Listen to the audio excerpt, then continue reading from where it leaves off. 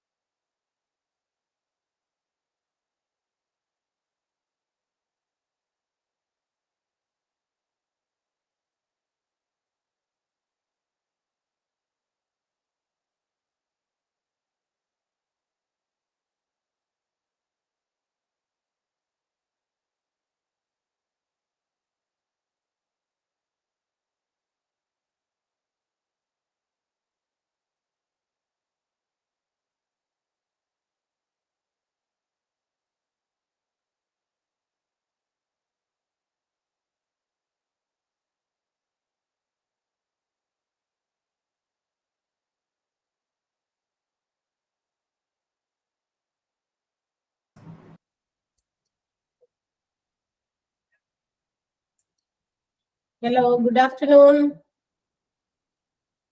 Good afternoon, Miss. Good afternoon, ma'am. Good afternoon. Good afternoon. Good afternoon, ma'am. Good afternoon, Miss.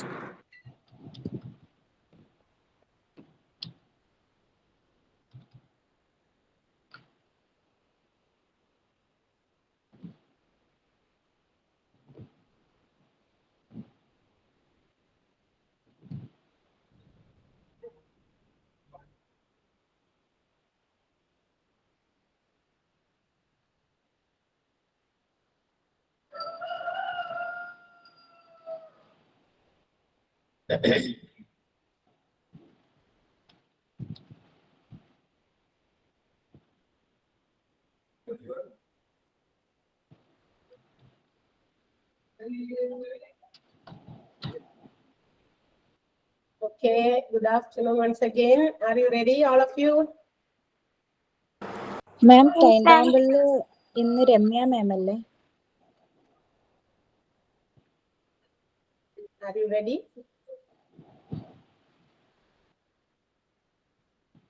Yes. Ready means with ടോപ്പിക്കുമായിട്ട് ready ആണോ നിങ്ങൾ? മാം time ടേബിളിൽ ഇന്ന് രമ്യ മേഡമാണ് ആദ്യം കിടക്കുന്നത്. Okay, അതിനുള്ള കാര്യം ഞാൻ പറയാം. നിങ്ങൾ എന്നെ കണ്ടപ്പോ അല്ലെങ്കിൽ എന്റെ ടോപ്പിക് അവിടെ നിങ്ങൾക്ക് സ്ക്രീനിൽ ഷെയർ ചെയ്തപ്പോ മനസ്സിലായിണ്ടാവുമല്ലോ ഇന്ന് ഇതായിട്ടാണല്ലോ വന്നേക്കണേന്ന്. മനസ്സിലായോ? അത് കണ്ടപ്പോ മനസ്സിലായോ? സോ ഞാൻ തന്നെയായിരിക്കും എടുക്കുക. കാരണം ആക്സിഡന്റലി ചിലപ്പോഴൊക്കെ നമുക്ക് ഇതുപോലെയുള്ള ചില അഡ്ജസ്റ്റ്മെന്റ് വേണ്ടി വരും. Time table is given like that. പക്ഷെ നമുക്ക് എപ്പോഴൊക്കെ എന്തെങ്കിലുമൊക്കെ അത്യാവശ്യം വരും എന്ന് പറയാൻ പറ്റില്ലല്ലോ. ടെൻഷനല്ലേ, എല്ലാവർക്കും ആവശ്യങ്ങളൊക്കെ ഉണ്ടാകും. ചിലപ്പോഴൊക്കെ നിങ്ങളിപ്പോ ഈ ക്ലാസ്സിൽ ആബ്സെന്റ് ആയി കഴിഞ്ഞാൽ ഒത്തിരി ഉള്ളവരുള്ളത് കൊണ്ട് നമുക്ക് അറിയാൻ പറ്റില്ല who is absent or not. അതായത് നിങ്ങൾ ചിലപ്പോൾ നിങ്ങൾക്ക് വേണമെങ്കിൽ റെക്കോർഡ് ക്ലാസ് ഒക്കെ കാണാം എന്നുള്ള രീതിയിൽ നിങ്ങൾക്ക് എന്തെങ്കിലും കാര്യങ്ങളുണ്ടാവും കയറാതെ പോകുമല്ലോ. അപ്പൊ അതുപോലെ നമുക്കും എന്തെങ്കിലുമൊക്കെ കാര്യങ്ങൾ വരുമ്പോ some adjustment time table, given time table, നിങ്ങൾക്ക് തന്നിരിക്കുന്ന ടൈം ടേബിളിൽ ചില അഡ്ജസ്റ്റ്മെന്റുകളൊക്കെ വേണ്ടി വരും. So due to the absence of Ramya Miss, I am going to take my class. എന്റെ ക്ലാസ് ആണ് എടുക്കുന്നത്, ടീച്ചറുടെ ക്ലാസ് അല്ല. ടീച്ചറുടെ ടോപ്പിക് കണ്ടിന്യൂ ചെയ്തോളൂ. ഞാൻ എടുക്കുന്ന ടോപ്പിക്കാണ് ഞാൻ എടുക്കാൻ പോകുന്നത്. ഏത് ടോപ്പിക്കാണ് നമ്മൾ പഠിച്ചുകൊണ്ടിരുന്നത്? Cardiology, medical department. Different departments in Outpatient. എന്നാണ് ചാപ്റ്ററിന്റെ പേര്. ഡിഫറെന്റ് ഡിപ്പാർട്ട്മെന്റ്സ് ഇൻ ഹോസ്പിറ്റൽ എന്ന ചാപ്റ്റർ ആണ് നമ്മൾ പഠിച്ചുകൊണ്ടിരിക്കുന്നത്. അതില് different departments in hospital, medical department, supportive department, administrative department എന്നിങ്ങനെ ക്ലാസിഫൈ ചെയ്തിരിക്കുന്നു. അതിനകത്തുള്ള മെഡിക്കൽ ഡിപ്പാർട്ട്മെന്റിനകത്ത് outpatient department we were learning അല്ലെ, കഴിഞ്ഞ ക്ലാസ്സുകളിൽ നമ്മൾ പഠിച്ചുകൊണ്ടിരിക്കുന്നത് മെഡിക്കൽ ഡിപ്പാർട്ട്മെന്റിനകത്ത് വന്നിരിക്കുന്ന ഔട്ട് പേഷ്യന്റ് ഡിപ്പാർട്ട്മെന്റ് ആണ്, OPD ആണ് പഠിച്ചുകൊണ്ടിരുന്നത്. ആൻഡ് OPD-യിൽ there are different types of departments, പലതരത്തിലുള്ള ഡിപ്പാർട്ട്മെന്റുകളുണ്ട്. അതാണ് നമ്മൾ എന്താ പറയാ പഠിച്ചുകൊണ്ടിരിക്കുക. അതിൽ ഓരോന്നും നമ്മൾ പഠിച്ചു. ഏതാണ് ഫസ്റ്റ് ഔട്ട് പേഷ്യന്റ് ഡിപ്പാർട്ട്മെന്റ് നമ്മൾ പഠിച്ചു കഴിഞ്ഞത് ഏതാ? Casualty or emergency department. Okay, casualty, emergency department, അല്ലെങ്കിൽ A&E ഡിപ്പാർട്ട്മെന്റ്, ആക്സിഡന്റ് അങ്ങനെയൊക്കെയാണ് നമ്മൾ പഠിച്ചുകൊണ്ടിരിക്കുന്നത് അല്ലെ. അതായത് നമ്മൾ പഠിച്ചത്. ഇനി നമ്മൾ കാഷ്വാലിറ്റിയിൽ കുറെ കാര്യങ്ങളൊക്കെ നമ്മൾ അറിഞ്ഞു. അപ്പൊ എന്താ പറയാ, department which works around the clock 24 hours working ആയിട്ടുള്ള ഒരു ഡിപ്പാർട്ട്മെന്റ് ആണ്. With all types of equipments, well equipped with all types of emergencies അല്ലെ. എമർജൻസി ഡിപ്പാർട്ട്മെന്റ് ഉള്ള പ്രൊവൈഡ് ചെയ്യുന്ന ഒരു ഡിപ്പാർട്ട്മെന്റ് ആണെന്ന് പറഞ്ഞു.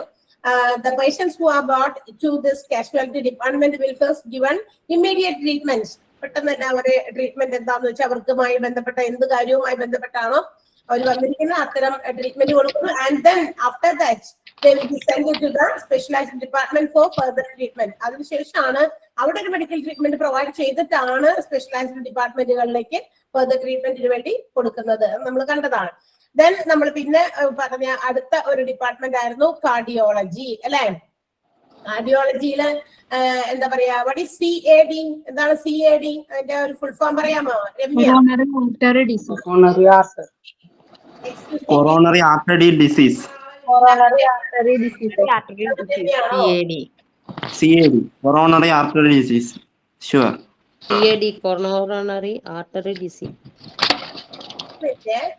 എല്ലാവരും രമ്യാണോ? രമ്യ എന്ന് വെച്ചപ്പോ എല്ലാവരും രമ്യാണോ? ഞാൻ ജസ്റ്റ് ഒന്ന് ചോദിക്കാം, കാരണം എന്താണെന്നറിയോ, എല്ലാവരും കൂടി പറഞ്ഞു കഴിഞ്ഞാൽ ഇപ്പൊ ഞാൻ രമ്യോട് ചോദിച്ചു രമ്യക്ക് അറിയാവുന്ന നോക്കണ്ടേ, അപ്പൊ എല്ലാവരും കൂടി മറുപടി പറഞ്ഞു കഴിഞ്ഞാൽ പിന്നെ എങ്ങനെ രമ്യക്ക് അറിയുമെന്ന് അറിയും? ഒരു എല്ലാവർക്കും അറിയാമായിരിക്കും, പക്ഷെ ഒരാളോട് സ്പെസിഫൈ ചെയ്ത് ചോദിക്കുമ്പോ ജസ്റ്റ് പറയുന്ന ആൾ മാത്രം ഒന്ന് ആൻസർ ചെയ്യാൻ നോക്കുക. അപ്പൊ എന്താണ് Ramya? Once again please repeat your answer. Coronary artery disease. Yes, coronary artery disease ആണ് CAD എന്ന് പറയുന്നത്. And what is an example for CAD? Athira. Angina. Athira. ഒത്തിരി ആതിര ഉണ്ടോ? ആതിര ദേവരാജ് ഉണ്ടോ അവിടെ? ഇല്ല. ഗീതു പറയാമോ? ഗീതു, പ്രദീപ്, എന്താണ്? What is an example for CAD? എന്തൊക്കെയാണ് ക്വസ്റ്റ്യൻസ്? ഇതൊക്കെ തന്നെയാണ് ക്വസ്റ്റ്യൻസ്. ഒബ്ജക്റ്റീവ് ക്വസ്റ്റ്യൻസ് ആണ്, അതിന് ഓപ്ഷൻ ഉണ്ടാവും. ഇവിടെ ഞാൻ ഓപ്ഷൻ പറയുന്നില്ല, യു ക്യാൻ ആൻസർ. എന്താണ് CADക്ക് ഒരു എക്സാമ്പിൾ പറയാമോ? ഗീതു ആൻസർ പറയാൻ ശ്രമിക്കുന്നുണ്ട്. ഐ തിങ്ക് ഇവിടെ എത്താത്തതായിരിക്കും. അഖില പറയാമോ? അഖില യെസ്,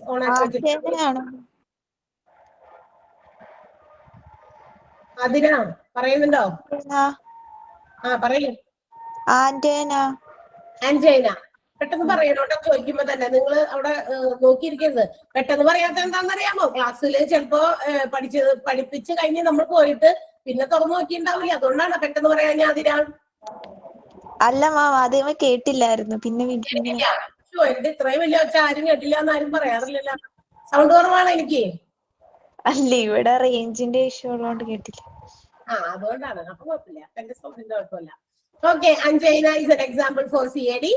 പിന്നെ എന്താ പറയാ, ഒരു CABG എന്ന് ഞാൻ പറഞ്ഞിരുന്നു. CABG എന്താണത്? Coronary artery bypass grafting. അഖിലയാണോ ഉത്തരം പറഞ്ഞേ? അഖിലന്നില്ലേ? അല്ലാന്ന് തോന്നുന്നു. അഖിലില്ല. അഖില തന്നെയാണോ ഉത്തരം പറഞ്ഞേ? ആൻസർ ചോദിച്ചാളല്ലോ പറഞ്ഞത്. Okay, coronary artery bypass grafting ആണ്. കൊറോണറി ആർട്ടറി ബൈപ്പാസ് ഗ്രാഫ്റ്റിംഗ് എന്ന് പറയുന്നത് എന്തിനു വേണ്ടിയിട്ടുള്ളതാണെന്നൊക്കെ നമ്മൾ പറഞ്ഞു അല്ലെ. അതായത് നമ്മുടെ ഹാർട്ട് ആർട്ടറീസിൽ ഉണ്ടാകുന്ന, അതിന്റെ വാൾസിൽ ഉണ്ടാകുന്ന പ്ലാക്സ് റിമൂവ് ചെയ്ത് അത് അങ്ങനെ വന്ന് ആ പ്ലാക്സ് വന്ന് എന്താ പറയാ, അങ്ങനെ എന്താ പറയാ, ബിൽഡപ്പ് ചെയ്ത് ഒരുപാട് അങ്ങനെ വന്ന് അടിഞ്ഞടിഞ്ഞ് കൂടി കഴിഞ്ഞ് കഴിയുമ്പോ it will B A block. അതൊരു ബ്ലോക്ക് പോലെ ഫോം ചെയ്യുകയും ബ്ലഡ് പാസേജിനും മറ്റു കാര്യങ്ങൾക്കൊക്കെ പാസ് ചെയ്യാനുള്ള സൗകര്യം ഇല്ലാതിരിക്കുകയൊക്കെ ചെയ്തു കഴിയുമ്പോൾ അത് എന്താ പറയാ ഭയങ്കര ഒരു സിവിയർ നെഞ്ചുവേദനയൊക്കെ ആയിട്ടൊക്കെ വന്ന് അത് എന്താ പറയാ അത് ഭയങ്കര പ്രശ്നമാകും. അപ്പൊ നമ്മുടെ ആ ഒരു പെയിൻ റിലീസ് ചെയ്യാനും അത് ഇല്ലാതാക്കാനും ഒരു റിലീവ് നമുക്ക് അതിൽ നിന്ന് കിട്ടാനും ഒക്കെ വേണ്ടിയിട്ട് നടത്തുന്ന ഒരു ബൈപ്പാസ് സർജറിയാണ് കൊറോണറി ആർട്ടറി ബൈപ്പാസ് ഗ്രാഫ്റ്റിംഗ് എന്ന് പറയുന്നത്. And it can relieve our chest pain and also it can increase the life expectancy of that particular patient. അദ്ദേഹത്തിന്റെ ആ ഒരു അത്തരം രോഗവുമായിട്ട് വരുന്ന പേഷ്യൻസിന്റെ ആയുർദൈർഘ്യമൊക്കെ കുറച്ച് വർദ്ധിപ്പിക്കാനൊക്കെ ഈ ഒരു ബൈപ്പാസ് സർജറിയിലൂടെ പറ്റുമെന്നുള്ളതാണ് നമ്മൾ കണ്ടു. And there are different types of other surgeries. Cardiovascular surgery, heart സർജറിക്കും അതുപോലെ ബ്ലഡ് വെസൽസിനുണ്ടാകുന്ന പ്രോബ്ലംസിനുണ്ടാകുന്ന സർജറിക്കും ഒക്കെ വേണ്ടിയിട്ടുള്ളതാണ് കാർഡിയോവാസ്കുലർ സർജറി എന്ന് പറയുന്നത്. Then cardiac surgeries ഉണ്ട്, bypass surgery, valve repairs, valve replacement, പിന്നെ എന്താ പറയാ congenital defects, blood vessels ഉണ്ടാകുന്ന ഡിസീസസ്, പേസ് മേക്കർ ഇംപ്ലാന്റേഷൻ, ഇങ്ങനെ ഒരു വൈഡ് റേഞ്ച് ഓഫ് ട്രീറ്റ്മെന്റ് ആണ് കാർഡിയോളജി പ്രൊവൈഡ് ചെയ്യുന്നത്. And what is myocardial infarction? What do mean by it? Sujitha പറയാമോ? സുജിത,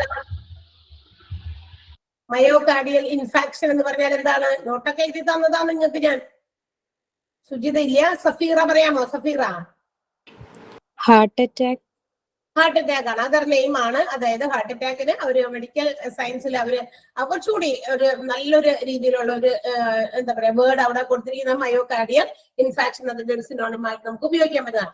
അപ്പൊ ഒത്തിരി എന്താ പറയാ ഹാർട്ട് ബ്ലഡ് വെസൽസിൽ ഉണ്ടാകുന്ന ഒരുപാട് ട്രീറ്റ്മെന്റുകളാണ് നമ്മുടെ കാർഡിയോളജിയിൽ കൊടുക്കുന്നത്. അപ്പൊ ഇതൊക്കെ നമ്മൾ ഇത്രയും വരെ നമ്മൾ കഴിഞ്ഞ ക്ലാസ്സിൽ പറഞ്ഞതാണ്. ഒന്ന് റീകോൾ ചെയ്തെന്ന് മാത്രമേ ഉള്ളൂ.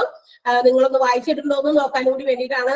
സംബഡി, അതായത് കുറച്ച് ആളുകളൊക്കെ are not responding to the questions which I am asking.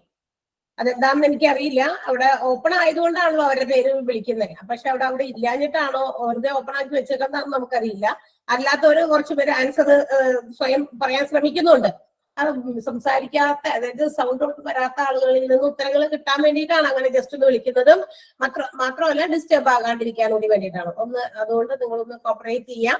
മറ്റുള്ളവർ അറിയാവുന്ന എല്ലാ ദിവസവും വായിച്ചിട്ടൊക്കെ കയറുന്നവരും ഉണ്ടെന്ന് എനിക്ക് ക്ലാസ് ഇപ്പൊ ചോദ്യം ചോദിച്ചപ്പോൾ മനസ്സിലായി. കുറച്ച് പേരൊക്കെ പെട്ടെന്ന് ആൻസേഴ്സ് പറയുന്നുണ്ട്.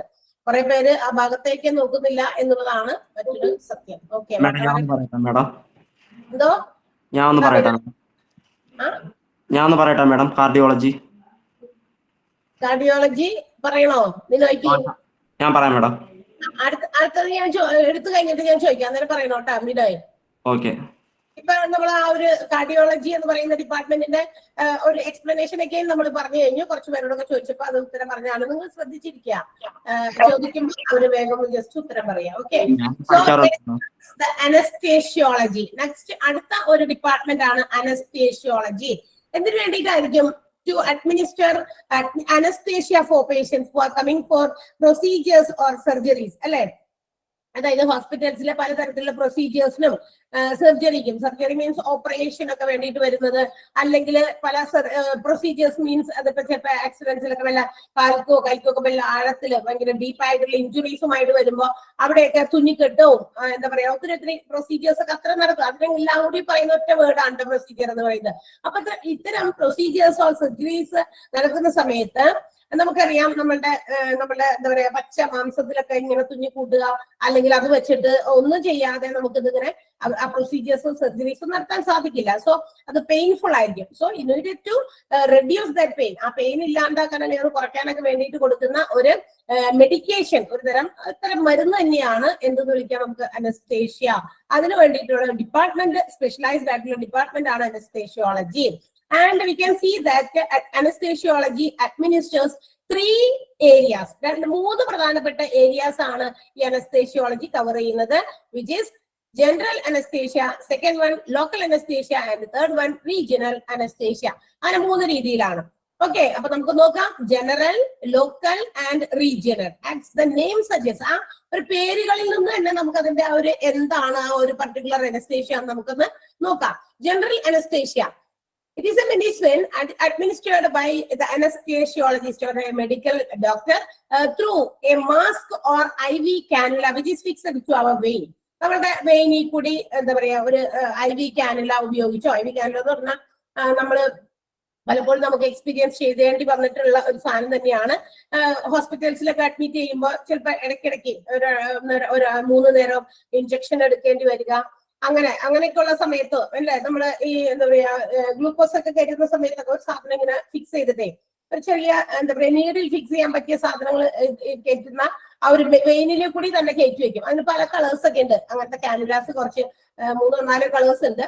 ഈ അല്ലെങ്കിൽ കളർ അനുസരിച്ചോ അല്ലെങ്കിൽ 2 ടൈപ്പ് ഒക്കെയാണ്. പല രീതിയിലുള്ള കാനുലാസ് ഉണ്ട്. അത് ഏത് തന്നെയായാലും ആയിക്കോട്ടെ. ആ കാനുല എന്താണെന്ന് ജസ്റ്റ് മനസ്സിലാക്കുക. അത് നമ്മുടെ വെയിനിലെ കൂടി കയറ്റി വെക്കുന്നതാണ്.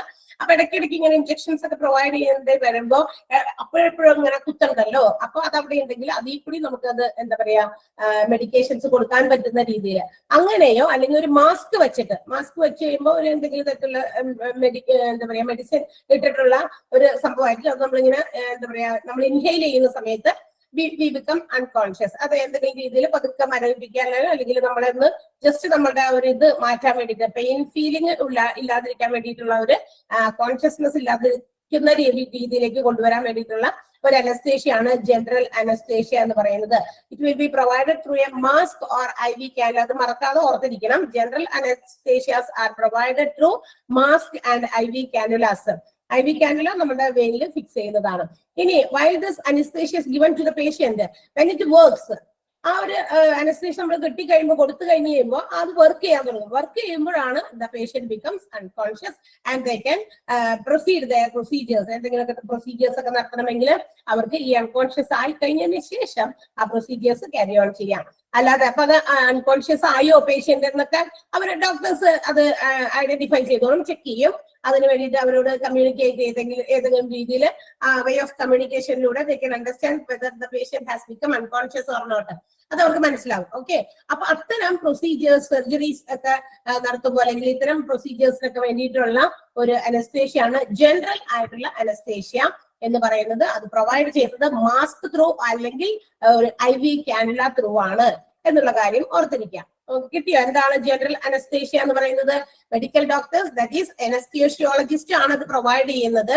IV കാനുല പ്ലേസ് ചെയ്തോ അല്ലെങ്കിൽ എന്താ പറയാ മാസ്ക് വെച്ചിട്ടോ അത് സിവിയറിറ്റി ഓഫ് ദെയർ എന്താ പറയാ ഇൽനെസ്, അവരുടെ രോഗത്തിന്റെ ഏകദേശം കാഠിന്യമൊക്കെ മനസ്സിലാക്കിയിട്ടൊക്കെ ആയിരിക്കും അത് പ്രൊവൈഡ് ചെയ്യുന്നത്. What ever it may be, അത് രണ്ടും വെച്ചിട്ടാണ് എന്ത് ചെയ്യുന്നത് അനസ്തേഷ്യാസ് ജനറൽ അനസ്തേഷ്യയിൽ പ്രൊവൈഡ് ചെയ്യുന്നത്. while the anesthesia is given, that medication will work in the patient. ആ പേഷ്യന്റിൽ അത് പ്രവർത്തിക്കാൻ തുടങ്ങും. ആൻഡ് after a meanwhile കുറച്ച് സമയത്തിന് ശേഷം the patient becomes unconscious. അങ്ങനെയാകുന്നു. ഓക്കെ, then the second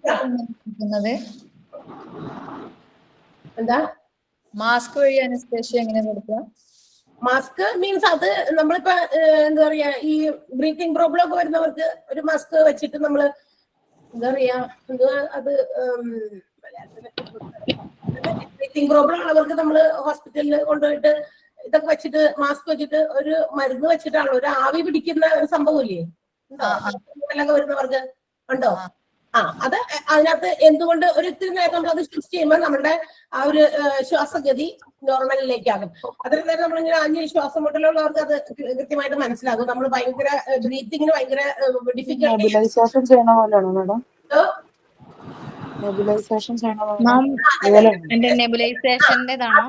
അതുപോലെ നെബുലൈസ് ചെയ്യുമ്പോ നമുക്ക് എന്ത് ചെയ്യും? അപ്പൊ അതിനകത്ത് എന്തെങ്കിലും മരുന്നുകൾ ചേർക്കുന്നത് കൊണ്ടാണല്ലോ നമുക്ക് ആ ഒരു ബ്രീത്തിങ് ആ ഒരു നോർമൽ സ്റ്റേജിലേക്ക് കൊണ്ടുവരാൻ പറ്റുന്നത്, അല്ലേ? വെറുതെ ഇരുന്ന് കാണിക്കുന്നത് കൊണ്ടല്ലോ. ഒരു മരുന്ന് കൂടി അതിനകത്ത് ഇട്ടുണ്ടാവും, മെഡിക്കേഷൻ ഉണ്ടാവും അതിനകത്ത് കൂടി. ആ മാസ്കിലൂടെ നമ്മൾ അത്തരം ഇൻഹെയിൽ ചെയ്യുമ്പോൾ നമുക്ക് ആ ഒരു നെബുലൈസ് ചെയ്യുന്ന സമയത്ത് നമ്മൾ ഇൻഹെയിൽ ചെയ്യും. അപ്പൊ അതിനകത്ത് മരുന്ന് നമ്മുടെ മൂക്കിൽ കൂടി കയറി പോകുന്നുണ്ട്. അതുപോലെ തന്നെ മാസ്ക് വെച്ചിട്ട് പ്രൊവൈഡ് ചെയ്യുന്ന ഒരു അപ്പൊ അതങ്ങനെ ആയിക്കൊണ്ടിരിക്കുമ്പോ അതിലൂടെ നമുക്ക് എന്ത് ചെയ്യും? ഒരു അൺകോൺഷ്യസ് ആകും ആ പേഷ്യന്റ്. അതോടൊപ്പം എന്തെങ്കിലും പ്രൊസീജിയേഴ്സ് ഒക്കെ ചെയ്തിട്ടൊക്കെ ആണ് എന്ത് ചെയ്യുക അവരുടെ പ്രൊസീജിയേഴ്സ് നടത്തുക. മേഡം ഈ മാസ്കിന്റെ അകത്ത് അവര് സാബിൾട്ടാമാലും NS അല്ലേ മേഡം വീത്തണത്? വേണ്ടിയിട്ടുള്ള എന്തെങ്കിലും മരുന്നുകൾ പ്രൊവൈഡ് ചെയ്യുമായിരിക്കും. അതാണല്ലോ ബ്രോങ്കോസ്കോപ്പി ചെയ്യുമ്പോഴേ അങ്ങനെ ചെയ്യാറോ? ചെയ്യോ ബ്രോങ്കോസ്കോപ്പി? എൻഡോസ്കോപ്പി ഇല്ല. ബ്രോങ്കോസ്കോപ്പി ഇല്ലില്ല. ബ്രോങ്കോസ്കോപ്പി, എൻഡോസ്കോപ്പി അല്ല. ബ്രോങ്കോസ്കോപ്പിയാ? അതായത് ഇങ്ങനെ എനിക്ക് ലങ്സിലൊക്കെ ഉള്ള എന്തെങ്കിലും. അതെ എന്റെ ഹസ്ബൻഡിന് ചെയ്തിട്ടുണ്ട്. അപ്പൊ അങ്ങനെയൊക്കെ വരുമ്പോ അത് ചെയ്യുമായിരിക്കും. കാരണം ഇത് എന്ന് പറഞ്ഞാൽ അകത്തോട്ട് കറക്കി വരുമ്പോ ഉണ്ടാകുന്ന മറ്റേതെന്ന് വെച്ചാൽ എന്താ പറയാ, മുമ്പ് പറഞ്ഞ എന്തായിരുന്നു, എൻഡോസ്കോപ്പി ഇറക്കി വിടുന്നതാണല്ലോ. അപ്പൊ അത്ര പെയിൻഫുൾ അല്ല, കുറച്ച് എന്താ പറയാ, കുറച്ച് എന്താ പറയാ വിശാലമായ സ്ഥലത്ത് കൂടിയാണല്ലോ കയറി പോണേ. മറ്റേതെന്ന് പറഞ്ഞു കഴിയുമ്പോൾ കുറച്ച് ബുദ്ധിമുട്ടായിരിക്കും, അതുകൊണ്ട് പെയിൻഫുൾ ആകാൻ സാധ്യതയുണ്ട്. അപ്പൊ അതിന് വേണ്ടി മാസ്ക് വെച്ചിട്ടാണ് ചെയ്തത്. മാസ്കിലാണ് കൊടുക്കുക. അപ്പൊ ഒരു സെഡേറ്റീവ് ആ ഒരു ഇതിലേക്ക് കൊണ്ടുവരാൻ, ഒരു മയക്കത്തിലേക്ക്, അങ്ങനെയൊക്കെയാണ് സെഡേഷൻ കൊടുക്കുന്നത് പോലെയൊക്കെ. അപ്പൊ മരുന്നാണ് അത്. എല്ലാത്തിനും ഒരേപോലെയുള്ള അനസ്തീഷ്യ അല്ല പ്രൊവൈഡ് ചെയ്യുന്നത്. അത് തന്നെ ഇവിടെ 3 ടൈപ്സ് ആയിട്ട് ഡിവൈഡ് ചെയ്തിരിക്കുന്നത്. ഇത് ജനറൽ അനസ്തീഷ്യ മാത്രം കൊടുക്കുന്നതിന്റെ കാര്യമാണ് പറയുന്നത്. സെക്കൻഡ് വൺ ആണ് ലോക്കൽ അനസ്തീഷ്യ. എല്ലാം പറഞ്ഞു കഴിയുമ്പോൾ നിങ്ങൾക്ക് കുറച്ചുകൂടി ക്ലിയർ ആകും. മൂന്നും കൂടി പറഞ്ഞു കഴിയുമ്പോൾ ലോക്കൽ അനസ്തീഷ്യ എന്ന് പറയുന്നത് it blocks the sensation of A small area. ഒരു ചെറിയ ഭാഗത്ത് മാത്രമുള്ള സെൻസേഷൻ, അതായത് നമ്മുടെ ഫീലിംഗ്, നമ്മളുടെ ആ ഒരു എന്താ പറയാ, ഇപ്പൊ തൊട്ട് കഴിയുമ്പോൾ അറിയാൻ പറ്റുന്ന ആ ഒരു ഫീലിംഗ്, അതിനെയാണ് നമ്മൾ സെൻസിറ്റീവ് എന്ന് പറയാം അല്ലെ. ആ സെൻസേഷൻ ബ്ലോക്ക് ചെയ്യുന്ന ഒരു പർട്ടിക്കുലർ ഏരിയയിൽ മാത്രം ബ്ലോക്ക് ചെയ്തിട്ടുള്ള അനസ്തേഷ്യനെയാണ് നമ്മൾ ലോക്കൽ എന്ന് പറഞ്ഞാൽ അർത്ഥം അറിയാലോ നമുക്ക് അല്ലെ. അപ്പൊ ഇവിടെയും അത് തന്നെയാണ്. അടുത്ത പ്രദേശങ്ങളിൽ മാത്രം, തൊട്ടടുത്ത കുറച്ച് ഏരിയ മാത്രമാണത് അനസ്തേഷ്യയുടെ ആ ഒരു ഇഫക്റ്റ് വരുന്നുള്ളൂ എന്നുള്ളതാണ്. Usually dentist are using this type of anaesthesia. Local anaesthesia സാധാരണയായിട്ട് പ്രൊവൈഡ് ചെയ്യുന്നത് ഡെന്റിസ്റ്റുകളാണ്. When we are repairing a jaw or when some treatment are needed for our teeth അല്ലെ, പ്രിപ്പറേഷൻ ഓഫ് ജോ, പിന്നെ teeth alignment, അങ്ങനെ, അല്ലെങ്കിൽ teeth പല്ല് പറിക്കുന്നത്, root കനാലിംഗ്, ഇത്തരം പ്രൊസീജിയേഴ്സിലൊക്കെ ഡെന്റിസ്റ്റുകളാണ് this local anaesthesia using. മനസ്സിലായി കാണും കുറച്ചും കൂടി. അപ്പൊ നിങ്ങൾക്ക് എന്തായാലും ഈ ലോക്കൽ അനസ്തീഷ്യ കൊടുക്കുമ്പോൾ നമ്മൾക്ക് എപ്പോഴെങ്കിലുമൊക്കെ ഡെന്റിസ്റ്റിന്റെ അടുത്ത് പോയിരിക്കുന്നതായിരിക്കും. റൂട്ട് കനാൽ ചെയ്യാനാകാം, പല്ലെടുക്കാനാകാം, ടീത്ത് അലൈൻമെന്റിന് വേണ്ടിയിട്ടാകാം. ഇപ്പൊ വേറെ പുതിയ രീതിയിലൊക്കെ ടീത്ത് അലൈൻമെന്റുകൾ ഉണ്ട്. അതുകൂടാതെ ഉള്ള എന്താ പറയാ, കമ്പിടുക അല്ലെ, ജോ കറക്റ്റ് ആക്കുക. നമ്മുടെ ഈ നിരയൊക്കെ ഇങ്ങനെ എന്താ പറയാ ഡിസോർഡർ ആയിട്ട് ഇരിക്കുമ്പോ, ഒരു അലൈൻമെന്റ് ഒക്കെ കറക്റ്റ് അല്ലാതിരിക്കുമ്പോ ഒക്കെ നമ്മളുടെ ഫേസിൽ വരുന്ന മാറ്റങ്ങൾ ഉണ്ടല്ലോ. അപ്പൊ അതൊക്കെ ക്ലിയർ ആക്കാൻ വേണ്ടി, കുറച്ചുകൂടി അപ്പീലിംഗ് ആയിട്ടുള്ള ഒരു ഫേസ് ഉണ്ടാക്കാൻ വേണ്ടിയിട്ടൊക്കെ ആഗ്രഹിക്കുന്നവരാണ് എല്ലാവരും. സോ അറ്റ് ദ ടൈം ഈ അനസ്തേഷ്യയാണ്, അതായത് ലോക്കൽ അനസ്തേഷ്യ എന്ന് പറയുമ്പോൾ ചെറിയ കുഞ്ഞ് ഉൾപ്പെടിക്കാൻ എത്രയും കൂടി വരുന്നില്ലാത്തൊരു ഇഞ്ചക്ഷൻ നമ്മുടെ ഈ ടീത്തിന്റെ ഭാഗത്ത് അതായത് പ്രൊവൈഡ് ചെയ്യും. ഒന്ന് സൗണ്ട് മ്യൂട്ട് ചെയ്യാമോ സുറുമി? പ്ലീസ്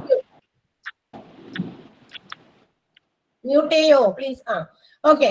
അപ്പൊ അത്തരം ആ ഒരു ഇത് കൊടുത്തു കഴിയുമ്പോൾ ആ ഒരു പർട്ടിക്കുലർ ഏരിയ ഇവിടെയാണ്, ആ ഭാഗത്ത് മാത്രമേ നമുക്കൊരു ഭയങ്കര സെഡേഷൻ ഫീലിംഗ് ഉണ്ടാകും. അവിടെ ആ ഒരു സെൻസേഷൻ എന്ത് ചെയ്യുന്നു, ബ്ലോക്ക് ചെയ്യും. മനസ്സിലായോ? ഒരു സെൻസേഷൻ ബ്ലോക്ക് ചെയ്യും. അത്രയും സ്ഥലത്ത് ഒന്നും ഇല്ലാത്ത പോലെ നമുക്ക് പല്ലെടുക്കാനൊക്കെ ഇരിക്കുമ്പോ ഇങ്ങനെയൊക്കെ ഒരു സാധനം തരുമ്പോ ആ ഭാഗം ഒന്നിനും ഒരു എന്താ പറയാ, ഒരു റിയാക്ഷൻ ഇല്ലാത്ത പോലെ ഇരിക്കും നമുക്ക് അല്ലെ. അപ്പൊ അത്തരം ഏരിയാസിൽ കൊടുക്കുന്ന അനസ്തേഷ്യയാണ് ലോക്കൽ അനസ്തേഷ്യ എന്ന് പറയുന്നത്. അപ്പൊ നമ്മളുടെ ജോ കറക്റ്റ് ചെയ്യാൻ, അത് നമ്പർ കറക്റ്റ് ചെയ്യാൻ, പല്ലൊക്കെ കുറെ ചിലർക്ക് ഒത്തിരി പല്ലൊക്കെ വരും. 32 പല്ലെന്നൊക്കെയാ പറയാ അല്ലെ. ഒരു മെച്യൂർഡ് ആയിട്ടുള്ള ഒരാളുടെ വായിക്കകത്ത് 32 പല്ലാണ്. ചിലപ്പോ ഇങ്ങനെ കൂടി ചിലപ്പോ ഒരിടയിലൊക്കെ കയറി വരും. അത് പ്രോപ്പർ ആയിട്ട് നമ്മൾ എടുക്കേണ്ട സമയത്ത് എടുക്കാത്തത് കൊണ്ടോ അങ്ങനെ പല റീസൺസ് കൊണ്ടുണ്ടാകും കേട്ടോ. ഇടയിൽ കയറിയൊക്കെ വേറെ പല്ല് കയറി വരും. സോ അത് അപ്പൊ നമ്പറിങ് കറക്റ്റ് ആകില്ല എന്നുള്ളതാണ്. അന്നേരമൊക്കെ അത് കറക്റ്റ് ചെയ്യാൻ വേണ്ടിയിട്ടൊക്കെ ചെയ്യുന്ന ഒരു അനസ്തേഷ്യയാണ് local anaesthesia. And the last one, third one is regional anesthesia. It numbs a specific portion of our body. ഇതെന്താണ് പറയാ, ഇതൊരു പ്രത്യേക ഭാഗം, നമ്മുടെ ശരീരത്തിന്റെ പ്രത്യേക ഭാഗം മുഴുവനായിട്ട് നമ്പ് ചെയ്യും. നമ്പ് ചെയ്യാന്ന് പറഞ്ഞാൽ മരവിപ്പിക്കും എന്നാണ് അർത്ഥം. ഓക്കെ, ഒരു പ്രത്യേക ഭാഗം മുഴുവൻ. ഇതിന് ഏറ്റവും നല്ല എക്സാമ്പിൾ പറയുന്നത് സിസേറിയൻ ആണ്. സിസേറിയൻ നടക്കുന്ന സമയത്ത് നമുക്കറിയാലോ അല്ലെ, ഒത്തിരി കേട്ടറിഞ്ഞും അല്ലെങ്കിൽ അനുഭവിച്ചറിഞ്ഞവരൊക്കെ ഇഷ്ടംപോലെ ഉണ്ടാവായിരിക്കും. അപ്പൊ എന്താണ് പറയാ, ഒരു പർട്ടിക്കുലർ ഭാഗത്തോട്ട് ബാക്കിയുള്ള ഭാഗം മുഴുവനും, ഇപ്പൊ വയറിന്റെ അവിടെയാണ് സിസേറിയൻ ചെയ്യുന്നത്. അപ്പൊ താഴോട്ടുള്ള ഭാഗം മുഴുവനും എന്ത് ചെയ്യുന്നു, ഒരു നമ്പിങ് ഫീലിംഗ് ആണ്, ഇതൊരു മരവിച്ച അവസ്ഥയിലേക്ക് ആക്കുന്ന ഒരു അനസ്തേഷ്യയാണ് റീജിയണൽ അനസ്തേഷ്യ. ഒരു റീജിയൻ മൊത്തം അങ്ങോട്ട്. മറ്റേത് ഒരു സ്മോൾ ഏരിയ ആണ്. പല്ലിന്റെ പറഞ്ഞല്ലോ, ലോക്കൽ അനസ്തേഷ്യ ഒരു പ്രത്യേക ഭാഗം മാത്രമാണ് കൊടുക്കുന്നത് അല്ലെ. ആ ഒരു പ്രത്യേക ഭാഗത്ത് മാത്രമാണ് നമുക്ക് സെൻസേഷൻ ബ്ലോക്ക് ചെയ്യുന്നത്. ഇവിടെ അങ്ങനെയല്ല. ഇവിടെ ഒരു specific portion of the body, ഒരു ശരീരത്തിന്റെ ഒരു പ്രത്യേക ഭാഗം മുഴുവനായിട്ട് അങ്ങോട്ട് എന്ത് ചെയ്യുന്നു, നമ്പ് ചെയ്യുന്നു എന്നുള്ളതാണ്. സിസേറിയൻ ആണ് അതിന് റീജിയണൽ അനസ്തേഷ്യക്ക് പറ്റിയ ഒരു എക്സാമ്പിൾ. ഡ്യൂറിംഗ് ദിസ് സർജറീസ്, അതായത് while giving this regional anesthesia, before providing that regional anesthesia, the anesthesiologist have to monitor the patient's blood pressure, then temperature, then level of consciousness, and also the oxygen level in the blood. അതായത് ഇവർക്ക് ഇത്തരം anaesthesia ഒക്കെ provide ചെയ്യുന്നതിന് മുമ്പ് തന്നെ ഈ അതായത് സിസേറിയനൊക്കെ നടക്കുന്നതിന് മുമ്പ് തന്നെ ഈ അനസ്തേഷ്യ കൊടുക്കണമല്ലോ, എന്നിട്ട് വേണം സിസേറിയൻ ചെയ്യാനായിട്ട്. ബിഫോർ ദാറ്റ് അതിനേക്കാൾ മുമ്പ് ചെയ്യേണ്ട പ്രോസസ്സാണ് ഈ പറയുന്നതൊക്കെ. പേഷ്യന്റിന്റെ ബ്ലഡ് പ്രഷർ ലെവലൊക്കെ എത്രയാണ് നോക്കണം, ടെമ്പറേച്ചർ എങ്ങനെയാണെന്ന് നോക്കണം, ലെവൽ ഓഫ് കോൺഷ്യസ്നെസ്, അതായത് അബോധാവസ്ഥയിലേക്ക് പോകുന്നുണ്ടോ അല്ലെങ്കിൽ അത് എത്രത്തോളം ബോധം ഇപ്പോഴും ഉണ്ട് എന്ന് മനസ്സിലാക്കണം. വലിയ ബോധത്തോടു കൂടി ഇരിക്കുന്ന ആ ഒരാളെ ഓടിച്ചെന്നിട്ട് സിസേറിയൻ ചെയ്യാൻ പറ്റില്ല. കാരണം ഇതെന്ന് പറയുന്നത് ഭയങ്കര വലിയൊരു സർജറിയാണ്. നമ്മൾ കേട്ടിട്ടുണ്ടാവും അല്ലെ, നമുക്ക് എക്സ്പീരിയൻസ് ചെയ്യാൻ പറ്റിയിട്ടില്ലെങ്കിലും കേട്ടിട്ടുണ്ട്. സിസേറിയൻ എന്ന് പറയുന്ന ഒരു വലിയ ഒരു സർജറിയാണ്. അപ്പൊ അതുകൊണ്ട് തന്നെ അത് അൺകോൺഷ്യസ് ആകാത്ത പേഷ്യന്റിന് ചെയ്യാൻ പാടില്ല. സോ അതിന്റെ ലെവൽ എത്രത്തോളം ഉണ്ട്, കോൺഷ്യസ് ആണോ, അൺകോൺഷ്യസ് ആകാൻ ഇനി എത്ര സമയം എടുക്കും, ഇങ്ങനെ എല്ലാവർക്കും അൺകോൺഷ്യസ് ആകാനുള്ള time duration may be not same, അത് ഒരുപോലെ ആവണം നിർബന്ധമൊന്നുമില്ല. അപ്പൊ ടൈം അതനുസരിച്ച് എത്രത്തോളം ലെവല് ആയിട്ടാണ് അവരുടെ അൺകോൺഷ്യസിലേക്ക് പോകുന്നത് എന്നുള്ളതും, പിന്നെ നമ്മുടെ ബ്ലഡിനകത്തുള്ള ഓക്സിജന്റെ ലെവൽ ഇത്രയൊക്കെയാണ്, അതിന്റെ ഒരു അളവ് അതൊക്കെ ഡിറ്റർമിൻ ചെയ്യണം, അതൊക്കെ ഐഡന്റിഫൈ ചെയ്യണം, അതൊക്കെ മോണിറ്റർ ചെയ്യണം, ചെക്ക് ചെയ്യണം. ഇതൊക്കെ ടെസ്റ്റ് ചെയ്തതിന് ശേഷം മാത്രം ആളെ അനസ്തേഷ്യ കൊടുത്ത് റീജിയണൽ അനസ്തേഷ്യ പ്രൊവൈഡ് ചെയ്ത് നമുക്ക് സിസേറിയന് വേണ്ടിയിട്ടുള്ള കാര്യങ്ങളൊക്കെ സെറ്റ് ചെയ്യാൻ പറ്റുള്ളൂ. ഇതാണ് റീജിയണൽ അനസ്തേഷ്യ. അപ്പൊ 3 ടൈപ്സ് ഓഫ് അനസ്തേഷ്യാസ് ആണ് എന്താ പറയുന്നത് സാധാരണയും അഡ്മിനിസ്റ്റർ ചെയ്യുന്നത്. അതായത് general anaesthesia, local anaesthesia and regional anaesthesia. അപ്പൊ ഓരോന്നിനും എക്സാമ്പിൾ ഓർത്തിരിക്കണം കേട്ടോ. നമ്മളുടെ general anaesthesia mask and IV cannula വഴി പ്രൊവൈഡ് ചെയ്യുന്നു എന്നുള്ളതാണ്. ജനറൽ പ്രൊസീജിയേഴ്സ് ഒക്കെ നടത്തുന്നതിന് വേണ്ടിയിട്ടുള്ളതാണ്. ലോക്കൽ അനസ്തേഷ്യ ഒരു ജനറൽ അനസ്തേഷ്യ ഫുൾ ബോഡി അല്ലേ മാം? അതെ അതെ അതെ, ഫുൾ ബോഡിയിലാണ്. അപ്പൊ ലോക്കൽ അനസ്തേഷ്യ സ്മോൾ ഏരിയയിൽ മാത്രമാണ് അത് കൂടുതലായിട്ട് ഹാൻഡിൽ ചെയ്യുന്ന അത്തരം അനസ്തേഷ്യ. റീജിയണൽ അനസ്തേഷ്യ എന്ന് പറയുന്നത് ഒരു specific part of the body, ശരീരത്തിലൊരു ഭാഗം മാത്രം നമ്പ് ചെയ്യുന്ന ഒരു അനസ്തേഷ്യ ആണ്. അതിന് ഏറ്റവും നല്ല എക്സാമ്പിൾ സിസേറിയൻ ആണ്. ഒത്തിരി ക്വസ്റ്റ്യൻസ് അതിൽ നിന്ന് വരാനുണ്ട്, അതാണ് ആ ചോദ്യം പോലെയുള്ള കാര്യം എടുത്തു പറയുന്നത്. പിന്നെ സിസേറിയന്റെ എക്സാമ്പിൾ അല്ലേ റീജിയണൽ അനസ്തേഷ്യ എക്സാമ്പിൾ അല്ലേ സിസേറിയൻ? അതെ അതെ. ഓക്കെ. അപ്പൊ പിന്നെ അനസ്റ്റിയോളജിസ്റ്റ് എന്തൊക്കെയാണ് എന്താ പറയാ മോണിറ്റർ ചെയ്യേണ്ടത് ഒരു റീജിയണൽ അനസ്തേഷ്യ പ്രൊവൈഡ് ചെയ്യുന്നതിന് മുമ്പ്? What all things to be monitored by an anaesthesiologist എന്ന് ചോദിച്ചു കഴിഞ്ഞാൽ പേഷ്യന്റിന്റെ blood pressure, temperature, level of consciousness, then amount of oxygen in the blood, പിന്നെ ഹാർട്ട് റിതം കൂടി ഉണ്ട് കേട്ടോ, നമ്മുടെ ഹൃദയതാളം എത്രത്തോളം ഇടിക്കുന്നുണ്ട് എന്നുള്ള കാര്യം. അത് കൂടുതൽ എന്താ പറയാ കുറഞ്ഞു പോകാനായിട്ടൊന്നും പാടില്ല. അപ്പൊ അത്തരം കാര്യങ്ങളൊക്കെയാണ് അനസ്തേഷ്യോളജിയിൽ വരാം.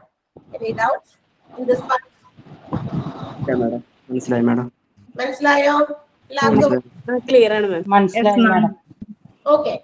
Next one is critical care unit. അടുത്തത് നമ്മൾ പഠിക്കാൻ പോകുന്നത് critical care unit or intensive care unit or intensive treatment unit. ഇങ്ങനെ 3 പേരുണ്ട് അതിന്.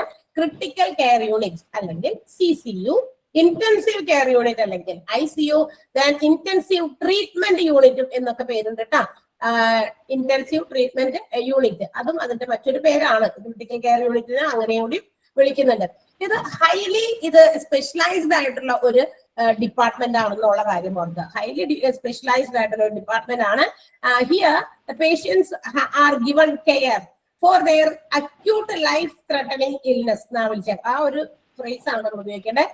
അക്യൂട്ട് ലൈഫ് ത്രെട്ടനിങ് ഇൽനെസ്, അതായത് ഭയങ്കരമായിട്ടുള്ള എന്താ പറയാ ജീവൻ ഭീഷണി നേരിട്ടുകൊണ്ടിരിക്കുന്ന അത്തരം രോഗങ്ങളുമായിട്ട് വരുന്ന ആളുകളെ ട്രീറ്റ് ചെയ്യുന്ന ഒരു സ്ഥലമാണ്, അല്ലെങ്കിൽ ആളുകൾക്ക് കെയർ കൊടുക്കേണ്ട ഒരു സ്ഥലമാണ് ക്രിട്ടിക്കൽ കെയർ യൂണിറ്റ് എന്ന് പറയുന്നത്. അതായത് ജീവിക്കോ അല്ലെങ്കിൽ മരണത്തിന് ഒരു ഇത്തിരി പോലും ചെറിയ ഇതൊക്കെ ഉണ്ടെങ്കിൽ എന്താ പറയാ അത് ക്യൂർ ചെയ്ത് എടുക്കാൻ പറ്റിയ കൂടുതൽ പരിചരണം കൊടുത്ത് അവരെ എന്താ പറയാ ലൈഫിലേക്ക് തിരിച്ചു കൊണ്ടുവരാൻ പറ്റുന്ന ട്രീറ്റ്മെന്റുകളൊക്കെ പ്രൊവൈഡ് ചെയ്യാൻ വേണ്ടിയിട്ട് അപ്പൊ കൂടുതൽ കെയർ കൊടുക്കേണ്ടി വരും. സാധാരണ രോഗവുമായിട്ട് വരുന്ന പേഷ്യൻസിന് കൊടുക്കുന്നതിന് കുറച്ചുകൂടി കൂടുതൽ കെയറിംഗ് ഒക്കെ കൊടുത്തിട്ടാണ് അവരെ ട്രീറ്റ് ചെയ്യേണ്ടത്. സോ അങ്ങനെയുള്ള ഒരു എന്താ പറയാ ഡിപ്പാർട്ട്മെന്റ് ആണ് CCU എന്ന് പറയുന്നത്. Then usually the patients who are transferred to this CCU may be from operation theaters, recovery rooms or casualty or emergency department. ഇവിടേക്ക് കൊണ്ടുവരുന്ന അതായത് നമ്മുടെ ICUലേക്ക് കൊണ്ടുവരുന്ന പേഷ്യൻസ് മിക്കവാറും ഇവിടെ നിന്നായിരിക്കും നമ്മുടെ എമർജൻസിയിൽ നിന്നായിരിക്കാം, അല്ലെങ്കിൽ ചിലപ്പോൾ ഓപ്പറേഷൻ തിയേറ്റേഴ്സിൽ നിന്നായിരിക്കാം, അല്ലെങ്കിൽ ഏതെങ്കിലും റിക്കവറി റൂമിൽ നിന്ന്, അതായത് നമ്മളെ രോഗം നോക്കാൻ വേണ്ടിയിട്ട് ചെയ്യുന്നു, പെട്ടെന്നായിരിക്കും രോഗിയുടെ അവസ്ഥ ഗോ ടു ബാഡ് കണ്ടീഷനിലേക്ക് പോകുന്നത്. അത്തരം സമയങ്ങളിൽ they have to be shifted to the ICU. പെട്ടെന്ന് അവരെ ഈ പറയുന്ന സ്ഥലത്തേക്ക് ഷിഫ്റ്റ് ചെയ്യേണ്ടി വരും. ഓപ്പറേഷൻ തിയേറ്റേഴ്സ് ഇന്നും കൊണ്ടുവരാം. ഓപ്പറേഷൻ ചെയ്തുകൊണ്ടിരിക്കുന്ന സമയത്ത് അല്ലെങ്കിൽ ചെയ്തു കഴിഞ്ഞതിന് ശേഷം എന്താ പറയാ, പെട്ടെന്ന് ആ രോഗിക്ക് വേറെ ഏതെങ്കിലും തരത്തിലുള്ള കെയറിങ് എന്താ പറയാ, പെട്ടെന്ന് മരണത്തിലേക്കൊക്കെ പോകാൻ തക്ക രീതിയിലുള്ള ഒത്തിരി മോശം കണ്ടീഷൻസിലേക്ക് പോകുമ്പോൾ ആ ക്രിട്ടിക്കൽ സിറ്റുവേഷൻസിലും patients may be shifted to ICU. അങ്ങനെയൊക്കെയുള്ള സ്ഥലങ്ങളിലാണ്. ഇൻ സർട്ടൻ കേസസ് ഈ ICUവിലുള്ള patients may have to be isolated. അവരെ ഇനി ഐസൊലേറ്റ് ചെയ്യേണ്ട അവസ്ഥയും ചിലപ്പോഴൊക്കെ വരാറുണ്ട്. ഈ ICUവിലുള്ള ആളുകളെ ഐസൊലേറ്റ് ചെയ്യാന്ന് പറഞ്ഞാൽ ഒറ്റപ്പെട്ടത്, ഒറ്റയ്ക്ക്. ICUവില് കുറച്ചും കൂടി എന്താ പറയാ, ബെഡ് 3 or 4 ഒക്കെ ഉണ്ടാകും according to the size of the hospital. ഹോസ്പിറ്റലിന്റെ വലിപ്പമൊക്കെ അനുസരിച്ചിട്ട് ഈ ICUവിൽ എത്ര ബെഡ് വേണമെന്നൊക്കെ അവർക്കൊരു റൂൾസ് ആൻഡ് റെഗുലേഷൻസ് ഉണ്ട്. അപ്പൊ അത്രയും ബെഡുകൾ ഉണ്ടായിരിക്കും. പക്ഷെ in certain cases some patients may need isolated rooms. ഒറ്റപ്പെട്ട റൂമിൽ അവർക്ക് വീണ്ടും കുറച്ചുകൂടി എന്താ പറയാ, ഭയങ്കര എക്സ്പെൻസീവ് ആയിട്ടുള്ള കെയർ കൊടുക്കേണ്ട പേഷ്യൻസ് ഉണ്ടാകും. So that medical attention if they need more, കൂടുതൽ വേണമെന്നുണ്ടെങ്കിൽ, ഇൻഡിവിജ്വൽ ആൻഡ് ക്ലോസ് അറ്റൻഷൻ വേണമെന്നുണ്ടെങ്കിൽ, വ്യക്തിപരമായിട്ടും വളരെ അടുത്തതുമായിട്ടുള്ള ഒരു എന്താ പറയാ അറ്റൻഷൻ ആണ് പേഷ്യൻസിന് വേണമെങ്കിൽ they have to be put in isolated rooms. അവരെ ഐസൊലേറ്റ് ചെയ്ത റൂംസിലേക്ക് മാറ്റേണ്ടി വരും. ഇനി നമ്മൾ നേരത്തെ പറഞ്ഞ പോലെ ICU have only very few beds. വളരെ കുറച്ച് ബെഡ് മാത്രമേ നമ്മുടെ ഒരു ഹോസ്പിറ്റലിന്റെ വാർഡിൽ എത്ര ബെഡ് ഉണ്ട്, ഹോസ്പിറ്റലിനകത്ത് എത്ര ബെഡ് ഉണ്ട്, അങ്ങനെയൊക്കെ നോക്കിയിട്ടല്ല. നമ്മുടെ ICUക്കകത്ത് വളരെ കുറച്ച് ബെഡുകൾ മാത്രമേ ഉണ്ടാവുള്ളൂ. And these ICU will be handled by specialist doctors, nurses. അതായത് ഈ ഒരു ICU ഹാൻഡിൽ ചെയ്യുന്നത് ആരായിരിക്കും? സ്പെഷ്യലൈസ്ഡ് ആയിട്ടുള്ള ഡോക്ടേഴ്സ് ഉണ്ടാകും, നഴ്സസ് ഉണ്ടായിരിക്കും. പിന്നെ ആരാണ്? പിന്നെ അനസ്തെറ്റിക്സ്, അതായത് നമ്മുടെ അനസ്തേഷ്യൊക്കെ പെട്ടെന്ന് കൊടുക്കേണ്ടി വരുന്ന സാഹചര്യത്തിലേ ICUവിൽ കിടക്കുന്ന പേഷ്യന്റ് ആണ്, പെട്ടെന്ന് എന്തെങ്കിലും പ്രൊസീജിയർ ഒക്കെ ചെയ്യണമെന്നുണ്ടെങ്കിൽ പെട്ടെന്ന് അനസ്തേഷ്യ. അപ്പൊ അവരൊക്കെ അവിടെ ചുറ്റുവട്ടത്തൊക്കെ തന്നെ ഉണ്ടാകണം, അല്ലാതെ വേറെ എവിടെയെങ്കിലും ദൂരെ ഒന്നും പോയിരിക്കാൻ പാടില്ല. പിന്നെ ഡയറ്റീഷ്യൻ ഉണ്ടാകണം, ഫിസിയോതെറാപ്പിസ്റ്റ്, ഇവരൊക്കെ കൂടിയായിരിക്കും ഒരു ICU ഹാൻഡിൽ ചെയ്യുന്നത്. There may be different patients with different diseases, life threatening ആയിട്ടുള്ള ഡിസീസസുമായിട്ട് ഒത്തിരി പേഷ്യൻസ്, ഒത്തിരി means according to the number of beds. അതായത് 1, 2, 3 ബെഡ് ഉണ്ടെങ്കിൽ അത്രയും പേഷ്യൻസ് 2-3 ബെഡുകളിലായിട്ട് ഉണ്ടായിരിക്കും. എല്ലാവരും ഒരേ രോഗവുമായിട്ട് കിടക്കുന്നവരല്ല. അപ്പൊ ഓരോരുത്തർക്ക് പർട്ടിക്കുലർ അവർക്ക് ഏത് സിറ്റുവേഷൻ വരാമെന്ന ഉദ്ദേശത്തിൽ ഇവരെല്ലാവരും കൂടി അവിടെ എപ്പോഴും ഉണ്ടായിരിക്കണം ഹാൻഡിൽ ചെയ്യാനായിട്ട്. സ്പെഷ്യലൈസ്ഡ് ഡോക്ടേഴ്സ് ഉണ്ടായിരിക്കണം, നഴ്സസ് ഉണ്ടായിരിക്കണം, അനസ്തേഷ്യോളജിസ്റ്റ് ഉണ്ടായിരിക്കണം, ഫിസിയോതെറാപ്പിസ്റ്റ് ഉണ്ടായിരിക്കണം, and also dietician. According to the diet plan which is provided should be given. അവർക്ക് എന്താ പറയാ, ഫുഡ് നമുക്കറിയാം ICUവിൽ കിടക്കുന്നവർക്ക് കൂടുതലും ലിക്വിഡ് ഫോമിലുള്ള ഫുഡുകളായിരിക്കും പ്രൊവൈഡ് ചെയ്യുക. അതും എല്ലാം തന്നെ കൊടുക്കാൻ ചിലപ്പോൾ പറ്റിയെന്ന് വരില്ല അവരുടെ രോഗത്തിന്റെ ഇതനുസരിച്ച്. അപ്പോ dietician will recommend what to be given, എന്താണ് കൊടുക്കേണ്ടതെന്ന് നമ്മുടെ ഡയറ്റീഷ്യൻ റെക്കമെൻഡ് ചെയ്യും. അതനുസരിച്ചിട്ടായിരിക്കും അവർക്ക് ഫുഡ് കൊടുക്കുക. പുറത്തേക്ക് പറയുമല്ലോ, നമ്മൾ ICUവിൽ കിടക്കുന്ന പേഷ്യൻസിന് കൊടുക്കാനായിട്ട് അവിടെ ബൈസ്റ്റാൻഡേഴ്സ് ആയിട്ട് ആരോ ഉള്ളതെന്ന് വെച്ചാൽ പുറത്തൊരാൾ വെയിറ്റ് ചെയ്യുന്നുണ്ടാകും. അവർക്ക് ഇൻഫോർമേഷൻ കൊടുക്കുക, ഇന്ന ഫുഡ് വാങ്ങിച്ചിട്ട് വരാം, ഇന്ന് ലിക്വിഡ് ഫോമിലേക്ക് ആക്കിയിട്ട് വരിക, അല്ലെ, അങ്ങനെയൊക്കെ പറയും. അതനുസരിച്ചിട്ടായിരിക്കും ആൾക്ക് കൊടുക്കുക. അപ്പൊ ഇത് കൂടാതെ എന്തെങ്കിലുമൊക്കെ എടുത്ത് വരിയൊന്നും കൊടുക്കാൻ പറ്റില്ല അവിടെയുള്ള പേഷ്യൻസിന്. അപ്പൊ ഇതൊക്കെയാണ് ഒരു ക്രിട്ടിക്കൽ കെയർ യൂണിറ്റ് അല്ലെങ്കിൽ ഇന്റൻസീവ് കെയർ യൂണിറ്റ്സിനെ കുറിച്ചിട്ടുള്ള ഒരു ജസ്റ്റ് ഒരു എക്സ്പ്ലനേഷൻ എന്ന് പറയുന്നത്. എന്തെങ്കിലും സംശയം ഉണ്ടോ ഇതിനകത്ത്? വളരെ സിമ്പിൾ ആയിട്ടുള്ള സെന്റൻസുകളിലാണ് കാര്യങ്ങളൊക്കെ എഴുതിയിരിക്കുന്നത്. വലിയ കടിച്ചാപ്പൊട്ടാത്ത വാക്കുകളൊന്നും ഇവിടെ ഇല്ല എന്നാണ് തോന്നുന്നത്. Any doubt? ഇല്ല മാഡം. ഓക്കെ, ജസ്റ്റ് ഒന്ന് രണ്ടൊന്ന് വായിച്ചു നോക്കിയാൽ അനസ്തേഷ്യോളജിയും ക്രിട്ടിക്കൽ കെയർ യൂണിറ്റും എല്ലാവരും എന്റെ നോട്ട് ബുക്കുമായിട്ടാണ് ഇരിക്കുന്നത്. രമ്യ ടീച്ചറിന്റെ നോട്ട് ബുക്കാണ്, രമ്യ ടീച്ചറിന്റെ ക്ലാസ് ആണെന്ന് വിചാരിക്കരുത്. ഇതെന്റെ ടോപ്പിക് ഞാൻ കണ്ടിന്യൂ ചെയ്യുന്നു എന്നേ ഉള്ളൂ. ഞാൻ ടീച്ചറിന്റെ ടോപ്പിക് അല്ല എടുക്കുന്ന കയറി. ചിലർക്ക് ഇനി ഇടയ്ക്കിട്ട് കയറിയവരോ ആരെങ്കിലും ഉണ്ടെങ്കിലും ഒന്ന് നിങ്ങൾക്ക് തരുന്നിരിക്കുന്ന ടൈം ടേബിളിൽ രമ്യ മിസ്സിന്റെ അവറാണ്, എനിക്കറിയാം. പക്ഷെ ടീച്ചർക്ക് പെട്ടെന്ന് ഒരു ലീവ് എടുക്കേണ്ടി വന്നപ്പോ നിങ്ങളുടെ ക്ലാസ് മിസ് ആവാൻ പാടില്ലല്ലോ. നിങ്ങൾക്ക് തന്നിരിക്കുന്ന ടൈം ടേബിൾ അനുസരിച്ച് ക്ലാസ് മസ്റ്റ് ഗോ ഓൺ, അല്ലെ? ആര് ലീവ് ആയാലും ഒരു ക്ലാസ് നമുക്ക് മിസ് ചെയ്യാൻ പറ്റില്ല. അതുകൊണ്ട് ക്ലാസ്സിൽ കയറിയതാണ്. ഇഷ്ടപ്പെട്ടില്ലാത്തവരുണ്ടോ? ഇഷ്ടപ്പെട്ടു മാഡം, ഞാൻ പ്രിന്റ് ഔട്ട് എടുത്ത് വെച്ചിട്ടുണ്ട്. മാം ഒരു കാര്യം പറയട്ടെ? മാം ഒരു കാര്യം പറയട്ടെ? ഈ അന്നത്തെ ക്ലാസ് അന്നൊന്ന് ഇട്ട് തരാൻ പറ്റൂ? ഗൂഗിൾ ക്ലാസ് റൂമില് സെയിം ഡേ മനസ്സിലായില്ല?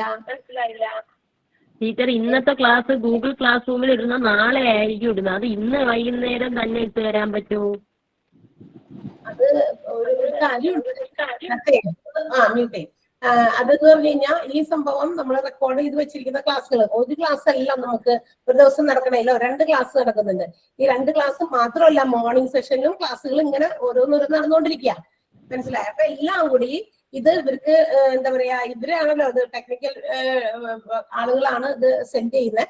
അവർക്ക് അതിനകത്ത് എന്തൊക്കെയോ എനിക്ക് അറിയില്ല, എന്തെങ്കിലും അതിന് ടെക്നിക്കലായിട്ട് ഇനി അതിനകത്ത് എന്തെങ്കിലും മാറ്റങ്ങൾ വരുത്താനുണ്ടോന്നോ അറിയില്ല. പക്ഷെ അങ്ങനെയാണ് ഒരു ഇവിടുത്തെ ഒരു റൂൾ അങ്ങനെയാണ്. ആ രീതിയിലാണ് നിങ്ങൾക്ക് എല്ലാ ക്ലാസ്സും. അല്ലെങ്കിൽ ഇവർക്കത് ഒരു എന്താ പറയുക, ഇടയിൽ വെച്ചിട്ട് കുറച്ച് പേർക്ക് വൈകുന്നേരം കൊടുത്തു, പിന്നെ അപ്പൊ അവർക്ക് തന്നെ ഒരു കൺഫ്യൂഷൻ ആകും ഏതൊക്കെ ക്ലാസ് റൂമിലേക്ക് ഏതൊക്കെ നോട്ട്സ് കൊടുത്തില്ല എന്നുള്ളത്, ക്ലാസ്സുകൾ റെക്കോർഡഡ് ക്ലാസ് കൊടുത്തില്ല എന്ന് കൺഫ്യൂഷൻസ് വരും. മനസ്സിലായി? പിന്നെ ആകെ ഒരു ക്ലാഷ് ആകും. അതുകൊണ്ടാണ് ഇപ്പൊ അങ്ങനെ പ്രൊവൈഡ് ചെയ്യുന്നത്. അതായത് നിങ്ങൾ രാവിലെ എല്ലാ ക്ലാസ്സുകളും അതായത് ക്ലാസ് റൂമുകളിലേക്ക് നിങ്ങൾക്ക് സെൻഡ് ചെയ്യും. അപ്പൊ നിങ്ങൾക്ക് കാണാലോ, ഉച്ചയ്ക്ക് ഉള്ള ക്ലാസ്സിൽ കയറുന്നവർക്ക് അതുവരെ സമയമുണ്ട്. അപ്പൊ നിങ്ങളൊന്ന് ആലോചിച്ച് നോക്കിയേ രാവിലത്തെ ക്ലാസ്സിൽ കയറുന്ന ആളുകളുടെ കാര്യം. അപ്പൊ അങ്ങനെ ഒന്ന് ആലോചിച്ച് നോക്കിയേ. അങ്ങനെ ഉണ്ടല്ലോ. പക്ഷെ ഇടുന്നത് ഒരു 12 മണിക്കൊക്കെ ശേഷമൊക്കെയാണ് ചിലപ്പോ വരുന്നത്. ആണോ? അപ്പൊ ഞങ്ങൾ ചിലപ്പോ പിറ്റത്തെ ക്ലാസ്സിലേക്ക് അത് കണ്ടു തീർക്കാൻ ഞങ്ങൾക്ക് പറ്റില്ല. അതുകൊണ്ട് ചോദിച്ചത്. അത് ഓക്കെ. രാവിലെ ഒരു 10 മണിക്കൊക്കെ ആയിരുന്നു എന്ന് തോന്നുന്നു എനിക്ക് ആദ്യമൊക്കെ ക്ലാസ്. ഇന്നിപ്പോ ക്ലാസ് ഇട്ടതൊക്കെ 12, 11:45, 12 മണിയൊക്കെ ആയപ്പോഴാണ് ഇട്ടത്. അതായത് ഇന്നലെ നടത്തിയ ക്ലാസ്സിന്റെ ഇന്നലത്തെ ക്ലാസ്സിന്റെ ഇന്നത്തെ ക്ലാസ് ആരുടെ നേരത്തെ ഇട്ടാലും മതി. രാവിലെ ഒരു 10 മണിക്കൊക്കെ ശേഷം ഇട്ടാലും കുഴപ്പമില്ല, ഞങ്ങൾക്ക് കണ്ട് അഡ്ജസ്റ്റ് ചെയ്യാൻ പറ്റും. ഇന്നലെ ആരുടെ ക്ലാസ് ആയിരുന്നു? രമ്യ മിസ്സിന്റെയും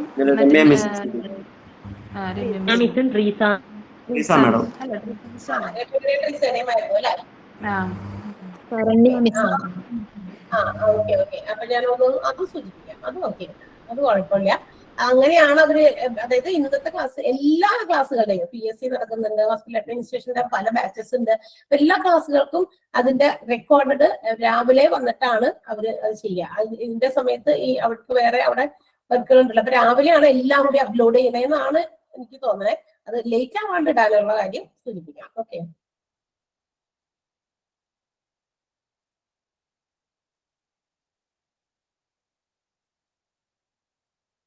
ഓക്കെ, ഞാൻ എഴുതി വെച്ചേക്കാം, അല്ലെങ്കിൽ ഞാൻ പെട്ടെന്ന് മറന്നു. അപ്പൊ ഓക്കെ. അപ്പൊ ഞാൻ ക്ലാസ്സിൽ കയറിയതുകൊണ്ട് ആർക്കും ബുദ്ധിമുട്ടൊന്നും ഇല്ലല്ലോ. ചിലർ എന്തോ ടീച്ചറുടെ ക്ലാസ് അല്ലല്ലോ, പിന്നെ ടീച്ചർ എന്തിനു വന്നു എന്നുള്ള രീതിയിൽ ആരെങ്കിലും ഫീൽ ചെയ്തോ? ഒരു കുഴപ്പമില്ല. Okay, thank U. ശരി. അപ്പൊ നമ്മള് 2 എണ്ണം കഴിഞ്ഞു. അനസ്തേഷ്യോളജിയും അതുപോലെ തന്നെ എന്താ പറയാ ക്രിട്ടിക്കൽ കെയർ യൂണിറ്റ് അല്ലെ, രണ്ടും ആണല്ലോ. ഓക്കെ. ദെൻ നമുക്ക് ഇനി അടുത്ത ടോപ്പിക് നോക്കാം. ഡെർമറ്റോളജി. ഡെർമറ്റോളജി നമ്മള് ഓരോ ടോപ്പിക്സിനെ കുറിച്ചിട്ടും, അതായത് കുഞ്ഞു കുഞ്ഞു എക്സ്പ്ലനേഷൻസ് നമ്മളന്ന് ആദ്യം ആ ഒരു ബോക്സിലെ കാര്യങ്ങൾ മെഡിക്കൽ ഡിപ്പാർട്ട്മെന്റിനെ inpatient services, outpatient services രണ്ടായിട്ട് ക്ലാസിഫൈ ചെയ്തിട്ട് ഔട്ട് പേഷ്യന്റ് സർവീസസിൽ വരുന്ന കാര്യങ്ങൾ നമ്മളിങ്ങനെ ഓരോന്ന്, അതാണല്ലോ ഇവിടെ വീണ്ടും വരിക. അതിനകത്ത് ഉൾപ്പെടാത്ത ചില ഡിപ്പാർട്ട്മെന്റ്സ് കൂടി നമ്മൾ എക്സ്പ്ലനേഷനിൽ പഠിക്കുന്നുണ്ടെന്ന് മാത്രം. അപ്പൊ അതിന് നമ്മൾ പറഞ്ഞിരുന്നു what is dermatology department four, എന്തിനു വേണ്ടിയിട്ടുള്ളതാണ് ഡെർമറ്റോളജി ഡിപ്പാർട്ട്മെന്റ് എന്ന് പറയുന്നത്. It is the science that is delt with the diagnosis and treatment of diseases of skin, hair, then nails. അല്ലെ, നമ്മൾ പറഞ്ഞിരുന്നു സ്കിന്ന്, ഹെയർ, നെയിൽസുമായിട്ട് ബന്ധപ്പെട്ട എല്ലാ കാര്യങ്ങൾക്കും ഉള്ള എന്താ പറയാ രോഗനിവാരണം, അതുപോലെ തന്നെ രോഗം എന്താണെന്ന് മനസ്സിലാക്കി അതിന് ട്രീറ്റ്മെന്റ് കൊടുക്കുക. ഇതൊക്കെയാണ് നമ്മുടെ ഡെർമറ്റോളജി എന്ന് പറയുന്ന ആ ഒരു സയൻസ് ഡീൽ ചെയ്യുന്നത്, അല്ലെങ്കിൽ ആ ഡെർമറ്റോളജി വിഭാഗം അതിന് വേണ്ടിയിട്ടുള്ളതാണ്. And it also provides specialized treatment for dermatological problems. അതായത് ഡെർമറ്റോളജിക്കൽ ആയിട്ടുള്ള problems, disorders of our skin, hair, then nails. നമ്മുടെ ഈ പറഞ്ഞ പോലെ തന്നെ സ്കിന്ന്, ഹെയർ, നെയിൽസിനൊക്കെ ഉണ്ടാകുന്ന ഡിസോർഡേഴ്സ്, അതായത് ക്രമം തെറ്റിയുള്ള പല കാര്യങ്ങളും. നമുക്ക് സാധാരണഗതിയിൽ എന്തൊക്കെയാണോ നമ്മുടെ സ്കിന്നിന്, ഹെയറിനൊക്കെ ഉള്ളതെന്നൊക്കെ നമുക്കറിയാലോ. അത് കൂടാതെയുള്ള അത് അല്ലാത്ത വരുന്ന ഡിസോർഡേഴ്സ് എന്തൊക്കെയുണ്ടോ അതിന് വേണ്ടിയിട്ടുള്ള ട്രീറ്റ്മെന്റ് എല്ലാം ഇവിടെ പ്രൊവൈഡ് ആണ്. പിന്നെ വെനേറിയൽ ഡിസീസസ് ഉണ്ട് അതിന്റെ കൂടെ തന്നെ. വെനേറിയൽ ഡിസീസസ്, പിന്നെ കോസ്മെറ്റിക് പ്രോബ്ലംസ്, അതും ഡെർമാറ്റോളജി സർവീസസിൽ പെടുന്നതാണ്. എന്താണ് വെനേറിയൽ ഡിസീസസ് എന്ന് പറഞ്ഞു കഴിഞ്ഞാൽ അതായത് സെക്ഷൽ ഡിസീസസ് ആണ്. ഇത് എന്താ പറയാ ലൈംഗിക രോഗങ്ങളാണ്. സെക്ഷലുമായിട്ട് ബന്ധപ്പെട്ടുണ്ടാകുന്ന പല രോഗങ്ങളൊക്കെയാണ്. അതിൽ ഉണ്ടാകുന്ന പ്രശ്നങ്ങളൊക്കെ ഉണ്ടല്ലോ, ഒത്തിരി ഒത്തിരി പ്രശ്നങ്ങളൊക്കെ അതും ആയിട്ടുണ്ടാകും. സ്ത്രീകൾക്കും അതുപോലെ പുരുഷന്മാർക്കും ഒക്കെ ഉണ്ടാകും. അപ്പൊ അത്തരം ഡിസീസസിനും ഉണ്ടാകുന്ന സ്കിൻ പ്രോബ്ലംസ് ഒക്കെ അത് വെച്ചിട്ടൊക്കെ ഉണ്ടാകും. അപ്പൊ അത്തരം ഡിസീസസ് ക്യൂർ ചെയ്യുന്നതും ട്രീറ്റ് ചെയ്യുന്നതും ഒക്കെ ഡെർമറ്റോളജിയിൽ ഒരു പരിധി വരെയുണ്ട്. Advanced cosmetic problems also. അതായത് കോസ്മെറ്റിക് പ്രോബ്ലം എന്ന് പറയുമ്പോൾ നമുക്ക് എന്താ പറയാ, നമ്മൾ യൂസ് ചെയ്യുന്ന പല കോസ്മെറ്റിക്സിന്റെ അലർജി കൊണ്ടുണ്ടാകാം, അല്ലെങ്കിൽ ചില കാര്യങ്ങളിൽ ചിലതൊക്കെ അവോയ്ഡ് ചെയ്യേണ്ടതുണ്ടാകാം. അങ്ങനെയുള്ള അത് ഇവരെ കണ്ടാലാണ് എന്താണ് നമുക്ക് നമ്മുടെ സ്കിന്നിനുള്ള പ്രശ്നം, നമ്മുടെ ഫേസിൽ ഇങ്ങനെ എന്തുകൊണ്ട് ഇന്ന സാധനം. അതിന് കുറച്ച് എക്സാമ്പിളൊക്കെ പറയുന്നുണ്ട്. കുറെ സാധനങ്ങളൊക്കെ നമ്മുടെ മുഖത്തൊക്കെ വരാൻ സാധ്യതയുള്ള സാധനങ്ങളാണ്. ആക്നെ, സ്കാർസ്, പിന്നെന്താണ് pigmentation, vitiligo, hair loss, hair fall, then moles, പിന്നെ വാട്സ്, റിംഗ്ലിംഗ്, ഏജിങ് സ്കിൻ, ഇതൊക്കെ നമുക്ക് ഉണ്ടാകുന്ന പ്രശ്നങ്ങളാണ്. ഇതൊക്കെ മുഖത്തും വരുന്ന ചില ഒത്തിരി സാധനങ്ങളുണ്ട്. ആക്നെ, മുഖക്കുരു, പിമ്പിൾസ്, പിന്നെ സ്കാർസ്, പലയിടത്തൊക്കെ വല്ല പണ്ടൊക്കെ വീണ അടയാളങ്ങൾ ഒരിക്കലും തേഞ്ഞു മാഞ്ഞു പോകാതെ അവിടെ ഇരിക്കും. അതൊക്കെ വേണമെങ്കിൽ കുറെ കഴിയുമ്പോൾ നമുക്ക് നമ്മുടെ സ്കിന്നിനെ കുറിച്ചും അല്ലെങ്കിൽ നമ്മുടെ ഫേസിനെ കുറിച്ചൊക്കെ ഒത്തിരി കോൺഷ്യസ് ആകുന്ന ആൾക്കാരുണ്ട്. ഭയങ്കര എന്താ പറയാ, പേടി മുഖത്തുനിന്ന് പോകുമോ അങ്ങനെയുള്ള ആൻസൈറ്റി ഒക്കെ ഉള്ള ആൾക്കാർക്ക് വേണമെങ്കിൽ ഈ പറയുന്ന ഡെർമറ്റോളജിസ്റ്റിനെ പോയി കണ്ടിട്ട് അതൊക്കെ വേണമെങ്കിൽ നമുക്കൊന്ന് ക്യൂർ ചെയ്യാൻ സാധിക്കും. ഇന്ന് ഒത്തിരി വൈഡ് റേഞ്ച് ഓഫ് ട്രീറ്റ്മെന്റ് ആണ് ഡെർമറ്റോളജിയിൽ പ്രൊവൈഡ് ചെയ്യുന്നത്. പിന്നെ പിഗ്മെന്റേഷൻ, ഈ കരിവാളിപ്പൊക്കെ ഉണ്ടാവുമല്ലോ, പല മുഖത്തൊക്കെ സൺ ടാൻ ഒക്കെ അടിച്ചിട്ട് ഉണ്ടാകുന്ന കരിവാളിപ്പുകളൊക്കെ, വെച്ചിലെഗോ, ഈ പറയുന്ന എന്താ പറയാ പാണ്ഡുരോഗം, അത് ഇന്ന് കുറച്ച് കോമൺ ആയിട്ട് കാണപ്പെടുന്നതാണ്.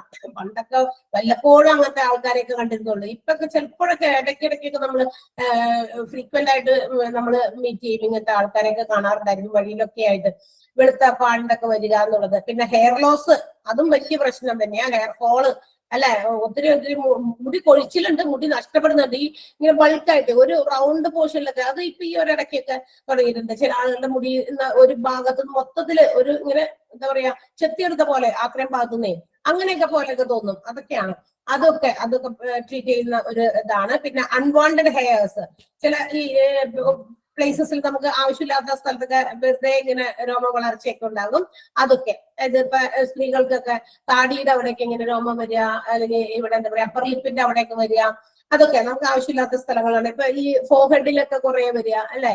അപ്പൊ ഇന്നൊക്കെ കുറെ അതിനുള്ള ആ കാര്യങ്ങളൊക്കെ ഉണ്ട്. അപ്പൊ അത്തരം കാര്യങ്ങളൊക്കെ റിമൂവ് ചെയ്യുന്നത്. മോൾസ്, അത് മറുകൊക്കെ ഇല്ലേ, മറുക്, അത് ചില മറുകുകളൊക്കെ വലുതാണ്, ചിലതൊക്കെ കുഞ്ഞിതാണ്. ചിലർക്ക് മറുക് വേണമെന്നില്ല. നമുക്ക് അത് നമ്മുടെ അപ്പീലിങ് കുറച്ചുകൂടി ഫേഷ്യൽ അപ്പിയറൻസ് കുറച്ചുകൂടി എന്താ പറയാ നല്ലതാക്കാൻ വേണ്ടിയിട്ടൊക്കെ ചില ആളുകൾ ചെയ്യുന്നതാണ്. അതൊക്കെ റിമൂവ് ചെയ്ത് കളയുന്നതൊക്കെ ഉണ്ട്.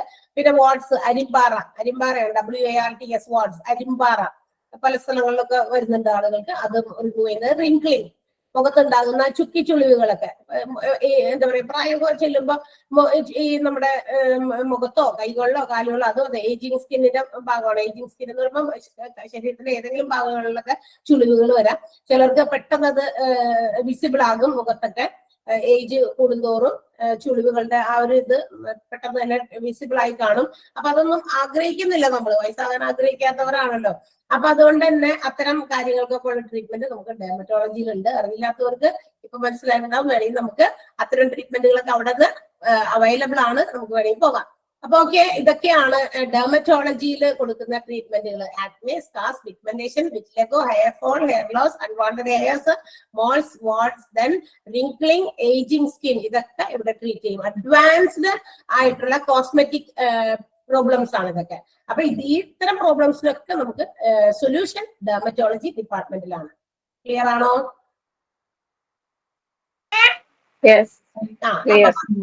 ചിലർക്ക് ഈ പറയുന്ന ചില നമ്മൾ ഇപ്പൊ പറഞ്ഞ കുറച്ച് വാക്കുകൾ നമ്മൾ ഇവിടെ കുറച്ച് എന്താ പറയാ ഡെർമറ്റോളജി സർവീസസ് പ്രൊവൈഡ് ചെയ്യുന്ന ആ കുറച്ച് പ്രോബ്ലംസിന്റെ പേരുകൾ അവിടെ പറഞ്ഞിരുന്നു. അത് ചിലപ്പോൾ എല്ലാവർക്കും ക്ലിയർ ആയിട്ട് എന്താണ് അതിന്റെ മലയാളം വേർഡ് എന്ന് അറിയില്ലായിരിക്കും. സോ നമുക്കൊന്ന് എഴുതി വെക്കാം. ഓക്കെ, ആക്നെ പറയുന്നത് വേഗം എഴുതിക്കോ. Acne, ACNE, acne. മുഖക്കുരു അല്ലെങ്കിൽ പിമ്പിൾസ് എന്ന് വേണമെങ്കിൽ എഴുതിക്കോ, പിമ്പിൾസ്. സ്കാർ, SCARS, സ്കാർസ്, അടയാളം. പല പാടുകൾ, പണ്ടുണ്ടാകുന്ന ഏതെങ്കിലും വീഴ്ച കൊണ്ടുണ്ടാകുന്നതോ എങ്ങനെയൊക്കെ ഉണ്ടാകുന്ന പാടുകൾ. യെസ്. Then pigmentation, കരിവാളിപ്പ്. കരിവാളിപ്പ്. ആ കരിവാളിപ്പ്. അതെ, കരിവാളിപ്പ്, പിഗ്മെന്റേഷൻ. വെച്ചിലെഗോ, VITILIGO, വെച്ചിലെഗോ പാണ്ഡുരോഗം. ലാസ്റ്റ് പറഞ്ഞേ ഏതാ? പിഗ്മെന്റേഷൻ, കരിവാളിപ്പ്, വെച്ചിലെഗോ, പാണ്ഡുരോഗം. പിന്നെ ഹെയർ ഫോളോ, ഹെയർ ലോസ് ഒന്നും ആവശ്യമില്ല, അൺവാണ്ടഡ് ഹെയർ ആവശ്യമില്ല. മോൾസ്, നഷ്ടപ്പെടൽ, മുടി കൊഴിച്ചിലൊക്കെ. മോളെന്താ? MOLES, moles, മറുക്. അതെ, മറുക്. നെക്സ്റ്റ് വാട്സ്, WARTS, വാട്സ് അരിമ്പാറ. വാട്സ് അരിമ്പാറ. മറ്റേ പൈസയാണോ കോഴിയുടെ? തരാം കേട്ടോ. രേവതി മ്യൂട്ട് ചെയ്യാമോ? രേവതി. വാട്സ് അരിമ്പാറ. റിംഗ്ലിംഗ് അറിയാലോ അല്ലെ? റിംഗ്ലിംഗ്, മുഖത്തിലുണ്ടാവുന്ന ചുളിവുകൾ. ചുളിവുകള്, ചുക്കി ചുളിഞ്ഞൊക്കെ ഇരിക്കുന്നത്. ഏജിങ് സ്കിന്നും അതെ, പ്രായം ചെല്ലുന്തോറും ഉണ്ടാകുന്ന സ്കിന്നിന്റെ മാറ്റം.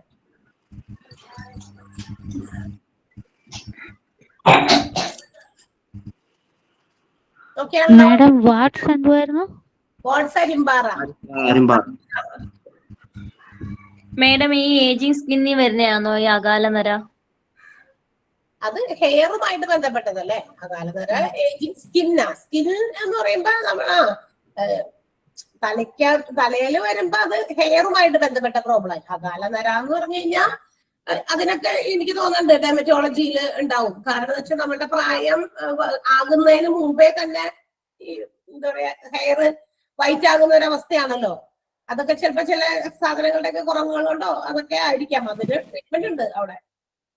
അത് ഏജിങ് അല്ല. ഏജിങ് സ്കിൻ എന്ന് പറഞ്ഞു കഴിഞ്ഞാൽ പ്രായം അങ്ങനെ ആകുന്നത് കൊണ്ട് ഉണ്ടാകുന്ന സ്കിന്നിൽ വരുന്ന ചില മാറ്റങ്ങളൊക്കെ ഇന്ന് അഡ്വാൻസ്ഡ് കോസ്മെറ്റിക് ഈ പ്രോബ്ലംസ് ഒക്കെ സോൾവ് ചെയ്യുന്നതിന്റെ കൂട്ടത്തില് അതും ഒരു സൊല്യൂഷനാണ്. നമ്മുടെ സ്കിന്നൊക്കെ എപ്പോഴും ഇന്നൊക്കെ ഒത്തിരി ആളുകൾ ചില നമ്മൾ തന്നെ സിനിമ ഫീൽഡിൽ തന്നെ ഒത്തിരി ഫിലിം സ്റ്റാർസിനെ ഒക്കെ നോക്കി അവരൊക്കെ പ്രായത്തിന്റെ നമ്പർ വെച്ച് കഴിഞ്ഞാൽ നമ്മൾ വിചാരിക്കും ഇത്രയും പ്രായം അവർക്ക് ഉണ്ടോ എന്ന്. അവരുടെ സ്കിന്നിൽ അതിന്റെ റിഫ്ലക്ട് ചെയ്യുന്നില്ല. ബിക്കോസ് അതെന്താ അങ്ങനെ റിഫ്ലക്ട് ചെയ്യാത്ത? അത് അവരുടെ ആ ഒരു ട്രീറ്റ്മെന്റ് ആണ്. ഡെർമറ്റോളജിയിൽ അവർ ഇത്തരം ട്രീറ്റ്മെന്റുകളൊക്കെ ഇതിന് വേണ്ടിയിട്ട് എടുക്കുന്നുണ്ടായിരിക്കും. ചില ഇഞ്ചക്ഷൻസ് ഉണ്ട് സ്കിന്നൊക്കെ അങ്ങനെ ഈജിഡായിട്ട് തോന്നാത്ത രീതിയിൽ വരാനായിട്ട്. ഹെയറിനകത്തും ഉണ്ട് ഇഞ്ചക്ഷൻസിലൂടെയൊക്കെ ഉണ്ട് ഒത്തിരി ഹെയർ ഫോൾ അല്ലെങ്കിൽ ഹെയറുമായി ബന്ധപ്പെട്ട പ്രോബ്ലംസിന് സൊല്യൂഷൻ ഇഞ്ചക്ഷനിലൂടെയൊക്കെ കൊടുക്കുന്നുണ്ട് ഇന്ന്. ഈ പ്ലാസ്റ്റിക് സർജറി ഒക്കെ ഏജിങ് സ്കിന്നിന്റെ അതായിട്ട് വരുന്നുണ്ടോ? പ്ലാസ്റ്റിക് സർജറി അത് വേറെ ഡിപ്പാർട്ട്മെന്റ് ആണ്. വരലുണ്ട്, നമ്മൾ പഠിക്കുന്നുണ്ട്. പ്ലാസ്റ്റിക് സർജറി പഠിക്കുന്നുണ്ട് കേട്ടോ. അത് ആ ഡിപ്പാർട്ട്മെന്റിനകത്താ വരുന്നത്, ഇവിടെ അല്ല. മോൾസിന്റെ മുന്നേ പറഞ്ഞതൊന്ന് പറയാവോ? റേഞ്ച് കട്ടായി പോയി. ഏതാ പറയണ്ടേ? മോൾസിന്റെ മുന്നേ പറഞ്ഞ വേർഡ്സ് ഒന്ന് പറയാവോ? കട്ടായി പോയി, കേട്ടില്ല. വാട്സിന് ശേഷം വാട്സ് അരിമ്പാറ. അതിന് മുന്നേ പറഞ്ഞില്ലേ 2-3 പോയിന്റ്?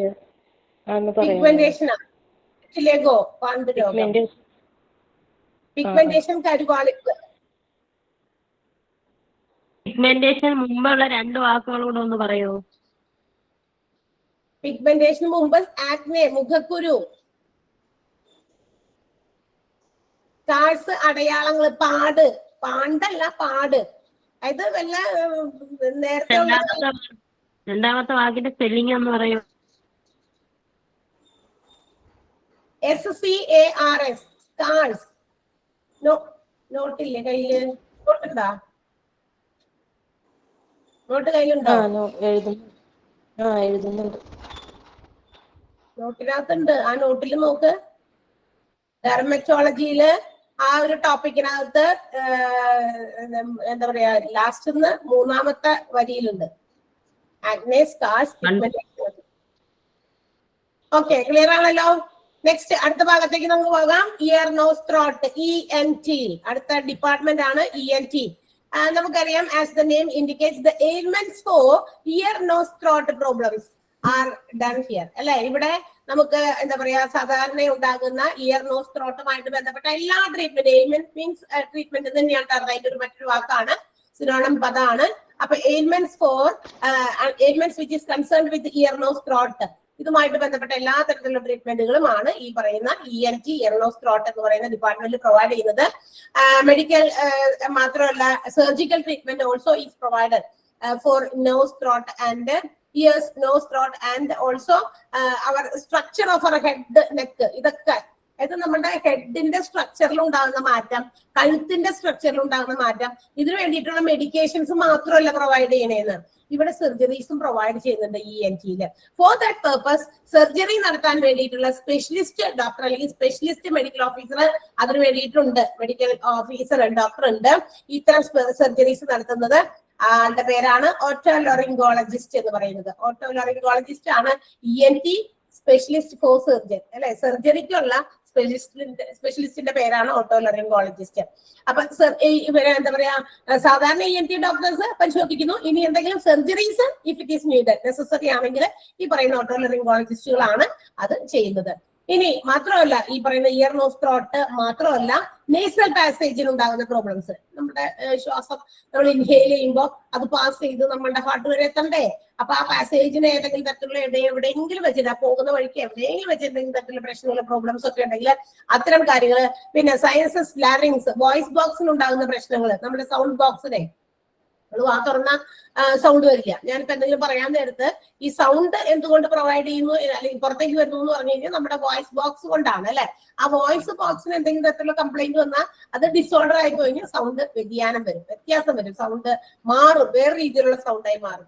എല്ലാവർക്കും ഒരേ സൗണ്ട് ഉണ്ട്, എല്ലാവർക്കും ഒരേപോലെയുള്ള സൗണ്ടും അല്ല, ഡിഫറെന്റ് ടൈപ്സ് ഓഫ് സൗണ്ട് ആണ്, ഡിഫറെന്റ് ഫ്രീക്വൻസിയിലുള്ള സൗണ്ട് ആണ് അല്ലെ. മാത്രമല്ല ഡിഫറെന്റ് ബാസിലുള്ള സൗണ്ട് ആണ്, ഒത്തിരി വ്യതിയാനമുണ്ട് നമ്മുടെ സൗണ്ടുകൾക്കൊക്കെ.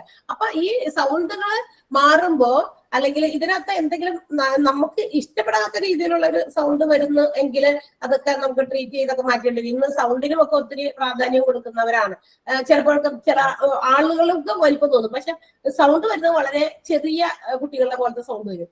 ഓക്കെ, അപ്പൊ അതൊക്കെ ചിലർക്ക് അത് ചിലപ്പോ അത് എന്താ പറയാ ഭാവിയിലൊക്കെ അത്ര നല്ലതാണെന്ന് തോന്നില്ലെങ്കിൽ അവർക്ക് അതൊക്കെ സർജറിയിലൂടെ ഒക്കെ മാറ്റാൻ സാധിക്കും. വോയിസ് ബോക്സ് കംപ്ലൈൻസുകൾ, അതിന്റെ സർജറീസ് ഒക്കെ ഈ ഒരു ഡിപ്പാർട്ട്മെന്റിലാണ് വരിക. ഓറൽ ക്യാവിറ്റി, നമ്മുടെ പല്ലിന്റെ ഉള്ളിൽ വായിക്കകത്തുണ്ടാകുന്ന പ്രശ്നങ്ങൾ, ത്രോട്ട് റിലേറ്റഡ് ആയിട്ടുള്ള പ്രശ്നങ്ങൾ, പിന്നെ structure of our neck, face, മുഖത്തിന്റെ ഷേപ്പിലോ സ്ട്രക്ചേഴ്സിലൊക്കെ ഉണ്ടാകുന്ന ഡിഫറൻസ് അല്ലെങ്കിൽ എന്തെങ്കിലും തരത്തിലുള്ള ഡിഫിക്കൽട്ടീസ് ഉണ്ടെങ്കിൽ അതൊക്കെ നമുക്ക് ഈ സർജറിയിലൂടെ ENT-യിൽ പറ്റുമെന്നാണ്. ആൻഡ് ഇതൊന്നും മാത്രമല്ല, പോരാത്തതിന് a wide range of treatments are provided under ENT. ഇതിന് ഒത്തിരി റേഞ്ച് ഓഫ് ട്രീറ്റ്മെന്റുകളാണ് ഇവിടെ പ്രൊവൈഡ് ചെയ്യുന്നത്, which includes general ear, nose, throat. Okay, നമ്മുടെ എന്താ പറയാ സാധാരണയായിട്ട് ചെവി, മൂക്ക്, പിന്നെ തൊണ്ട, അതുമായിട്ട് ബന്ധപ്പെട്ട പല അസുഖങ്ങളൊക്കെ വരില്ല. ചെവി വേദന വരിക, മൂക്കിൽ ദശ വരിക, തൊണ്ടവേദന എടുക്കുക, പനിയൊക്കെ വരുമ്പോൾ തൊണ്ടവേദന പിന്നെ മാറാതെ വരിക, നമുക്ക് ഈവൻ നമ്മുടെ എന്താ പറയാ സലൈവ, ഉമിനീര് പോലും ഇറക്കാൻ പറ്റാത്ത ഒരു അവസ്ഥയിലേക്ക് വരിക.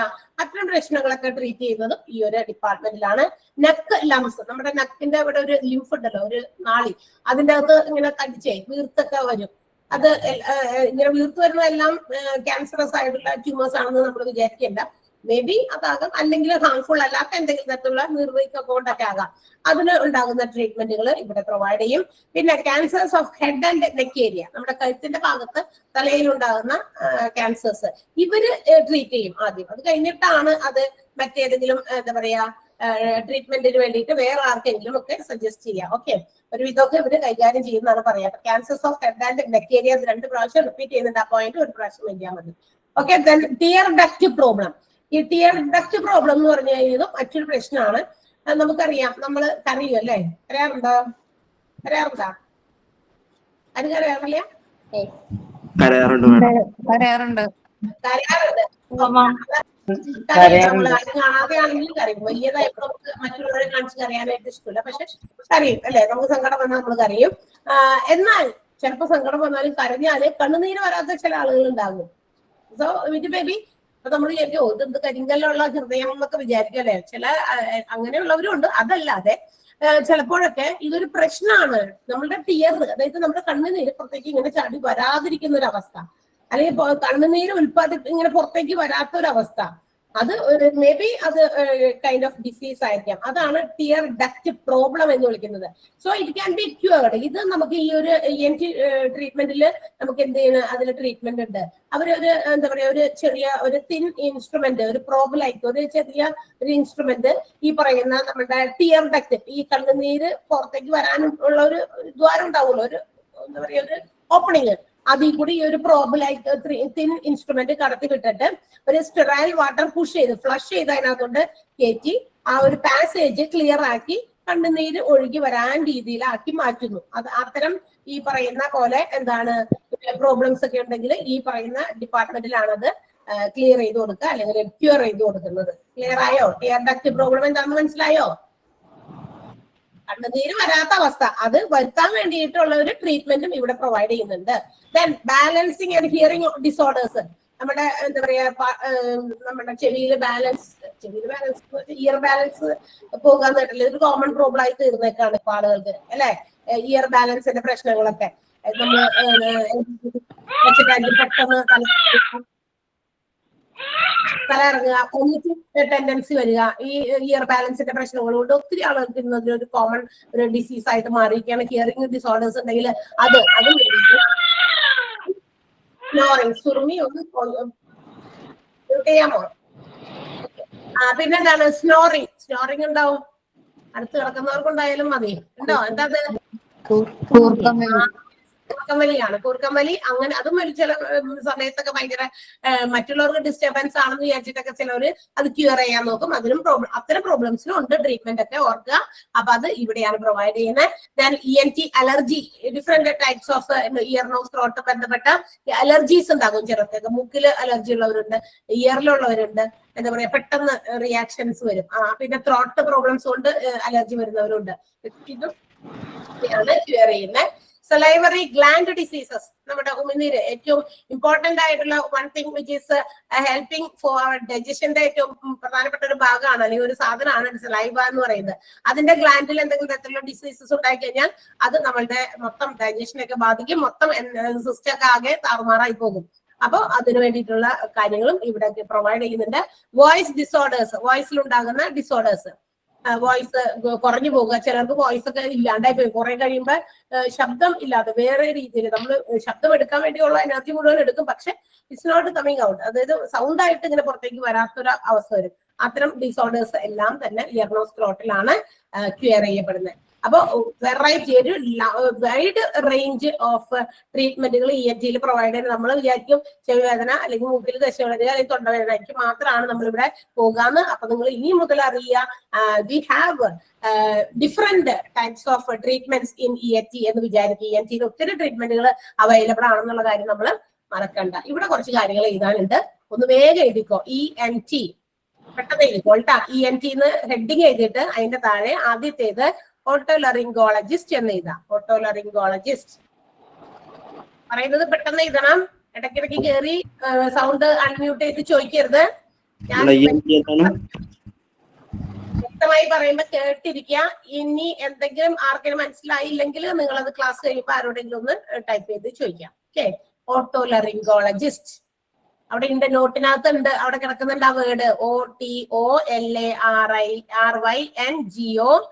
OTOLARYNGOLOGISTS, otolaryngologist. And hyphenated എഴുതാം. A medical practitioner, a medical practitioner, a medical practitioner. Revathi ഒന്ന് മ്യൂട്ട് ചെയ്യാമോ? രേവതി മ്യൂട്ട് ചെയ്യോ? A medical practitioner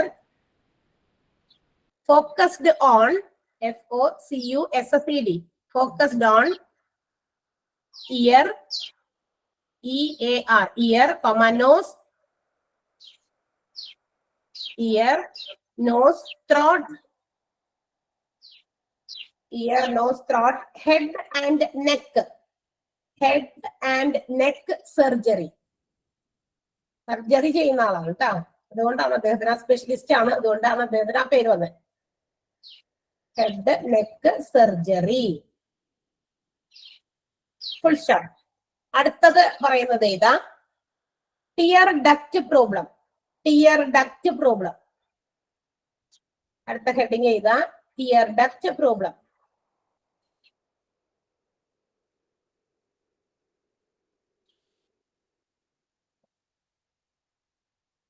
tear duct problem hyphenated ചെയ്താ probing using a probing PROBING probing ഒരു ഇൻസ്ട്രുമെന്റ് ഉപയോഗിച്ച് ചെയ്യുന്നതിനെയാണ് ആ പ്രോബിംഗ് എന്ന് വിളിക്കാം. Probing using tear duct problem. Tear duct problem hyphen ഇടാം. Probing PROBING probing using a thin metal using a thin thin metal METAL metal instrument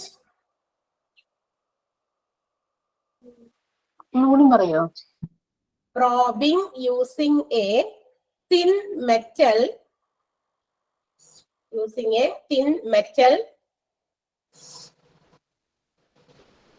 through the tear duct through THROUGH. വ്യക്തമായി എഴുതിയെടുക്കുന്ന ആരെങ്കിലും ഉണ്ടെങ്കിൽ ഒന്ന് share ചെയ്യണം ആ not.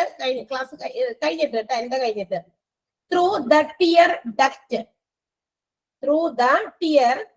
DUCT duct എന്ന് പറഞ്ഞാൽ ഒരു ഓപ്പണിങ്ങിനെയാണ് ഉദ്ദേശിക്കുന്നത്. Tear duct to open the blockage of tears. Blockage BLOCKAGE blockage of tear. കണ്ണുനീരിന്റെ ആ തടസ്സം മാറ്റുന്നതിന് വേണ്ടിയിട്ട് ഒരു തിൻ ലൈക്ക് ഇൻസ്ട്രുമെന്റ് ഉപയോഗിച്ച് പ്രോബ് ചെയ്യാം. അത് കടത്തി വിട്ടിട്ട് ഒരു ചികിത്സയാണത്. Full stop. Blockage of tear full stop. By flushing FLUSHING flushing by flushing sterile water എന്തൊക്കെ മരുന്നും ഇതൊക്കെ വെച്ചിട്ട് ചേർത്ത് ഒരു സ്റ്റെറിലൈസ് ചെയ്തൊരു water sterile water through the duct DUCT duct അല്ല ട്ടോ, through the duct by flushing sterile water through the duct comma can clear CLEAR clear the pathway of tear. കണ്ണുനീരിന്റെ ആ പാത്വേ ക്ലിയർ ആക്കാനായിട്ട് ഈ ഒരു സ്റ്റെറൈൽ വാട്ടർ ഫ്ലഷിങ്ങിലൂടെ സാധിക്കും. Flush ചെയ്തിട്ട് pathway can clear the pathway of tear. വ്യക്തമായി എഴുതി ആരെങ്കിലും ഉണ്ടെങ്കിൽ ആർക്കെങ്കിലും ചിലർക്ക് ചിലപ്പോ എഴുതി തീർന്നുണ്ടാവില്ല. ഒന്ന് ഷെയർ ചെയ്ത് ആ സ്ക്രീനിൽ പെട്ടെന്ന് ഒന്ന് ടൈപ്പ് ചെയ്ത് കൊടുത്തേക്ക്. ടീച്ചർ വെയിറ്റിംഗിലാണ്. സോ എല്ലാ ദിവസവും തരുന്ന നോട്ടും നിങ്ങളുടെ കയ്യിലുള്ള നോട്ടും പ്രിന്റഡ് നോട്ടും കൃത്യമായിട്ട് വായിച്ച് മനസ്സിലാക്കിയിട്ട് ക്ലാസ്സിൽ കയറാം. ഞാൻ ഈ സമയത്തിന്റെ കാര്യം ഒന്ന് ജസ്റ്റ് സൂചിപ്പിച്ചേക്കാം അവിടെ. അപ്പൊ വായിച്ചിട്ട് കയറാം. അപ്പോഴാണ് വേഗം ചോദിച്ചാൽ പെട്ടെന്ന് ഉത്തരം പറയാൻ പറ്റുള്ളൂ. ചിലവര് വിളിച്ച് നമ്മള് എന്താ പറയാ അവര് റെസ്പോണ്ട് ചെയ്യില്ല. വെറുതെ നമ്മുടെ അത്രയും 2-3 മിനിറ്റ് ഒക്കെ സമയം പോകും. നിങ്ങൾക്കൊണ്ട് ഇടയ്ക്കിടയ്ക്ക് ഒരു കാര്യം പറഞ്ഞോട്ടെ മാം. മാമിന്റെ ഈ ക്ലാസ് ഒക്കെ കഴിയുമ്പോഴേ ആ സെയിം ഡേ ഇതൊന്ന് പബ്ലിഷ് ചെയ്യാൻ പറയുമോ? അതന്നെ ഇപ്പൊ നമ്മളിപ്പോ പറഞ്ഞുകൊണ്ടിരുന്ന ഇത്ര നേരം. സെയിം ഡേയില് പറ്റുമെന്ന് എനിക്ക് തോന്നുന്നില്ല. അതിന് ആണ് ഞാൻ ഇപ്പൊ ഇത്ര നേരം നമ്മൾ അതിന്റെ ഇടയിൽ ഡിസ്കസ് ചെയ്തേ. ജോസ് ക്ലാസ്സിൽ ഇപ്പൊ കയറിയതുള്ളാ മോളെ? അല്ല ഉണ്ടായിരുന്നോ നേരത്തെ? അപ്പൊ നമ്മളിവിടെ പറഞ്ഞു. അതായത് അന്ന് തന്നെ ഇന്നിപ്പോ ക്ലാസ് കഴിഞ്ഞ് ഇറങ്ങി അപ്പൊ തന്നെ അന്ന് തന്നെ എനിക്ക് തോന്നില്ല ഒരു അങ്ങനെ എല്ലാം തോന്നുന്നു. ഇവര് ചെയ്യുന്നത് എപ്പോഴും രാവിലെയാണ്. ഇന്നത്തെ ക്ലാസ് ടുമോറോ മോർണിംഗ്, നാളത്തെ ക്ലാസ് നെക്സ്റ്റ് ഡേ മോർണിംഗ്. അങ്ങനെയാണ് സെൻഡ് ചെയ്യണമെന്നാണ് എനിക്ക് തോന്നുന്നത്. ഇനി ഒത്തിരി വൈകാതെ ചെയ്യാനുള്ള കാര്യം അല്ലെങ്കിൽ ഞാൻ ഇത് സൂചിപ്പിക്കാം അവരോടും. നെക്സ്റ്റ് ക്ലാസ് തുടങ്ങുന്നതിന് 1 മണിക്കൂർ മുന്നേ ഇവർ ഈ പബ്ലിഷ് ചെയ്യുന്നത്. അറ്റ്ലീസ്റ്റ് രാവിലെ ഒന്ന് പബ്ലിഷ് ചെയ്തെങ്കിൽ അത് ഞാൻ പറയാം. ഒരു മോർണിംഗ് ടൈം ആണെങ്കിലും ഒന്ന് പബ്ലിഷ് ചെയ്തായിരുന്നെങ്കിൽ നല്ലതാണ്. കാരണം അന്നേരം പറഞ്ഞത് അതെന്തായാലും ഓക്കെ പറയാട്ടാ. അത് ഓക്കെ നിങ്ങൾക്കത് ബുദ്ധിമുട്ടാണ്. കാരണം നിങ്ങൾ അതൊന്ന് ജസ്റ്റ് ഇത് കണ്ടിട്ട് വേണമല്ലോ അടുത്ത ക്ലാസ്സിൽ പ്രീവിയസ് ക്ലാസ് മിസ് ആയിട്ടുണ്ടെങ്കിൽ നമുക്കത് കാണാമല്ലോ. ശരിയാണ്. ഭയങ്കര ഒരു ബുദ്ധിമുട്ടും വരുവേ. ഓക്കെ ഓക്കെ, നിങ്ങളുടെ അതൊരു ആവശ്യം ജെന്യുവിൻ ആണ്. So I will report it. Anything else? Okay, thank you so much. Thank you. Anything else? Okay, bye. Care. See you next day. Bye bye. Thank you ma'am. ഇത് പറയാനാണോ? Thank you ma'am. Okay okay, thank you. Thank you ma'am. Thank you ma'am. Okay, thank you very much.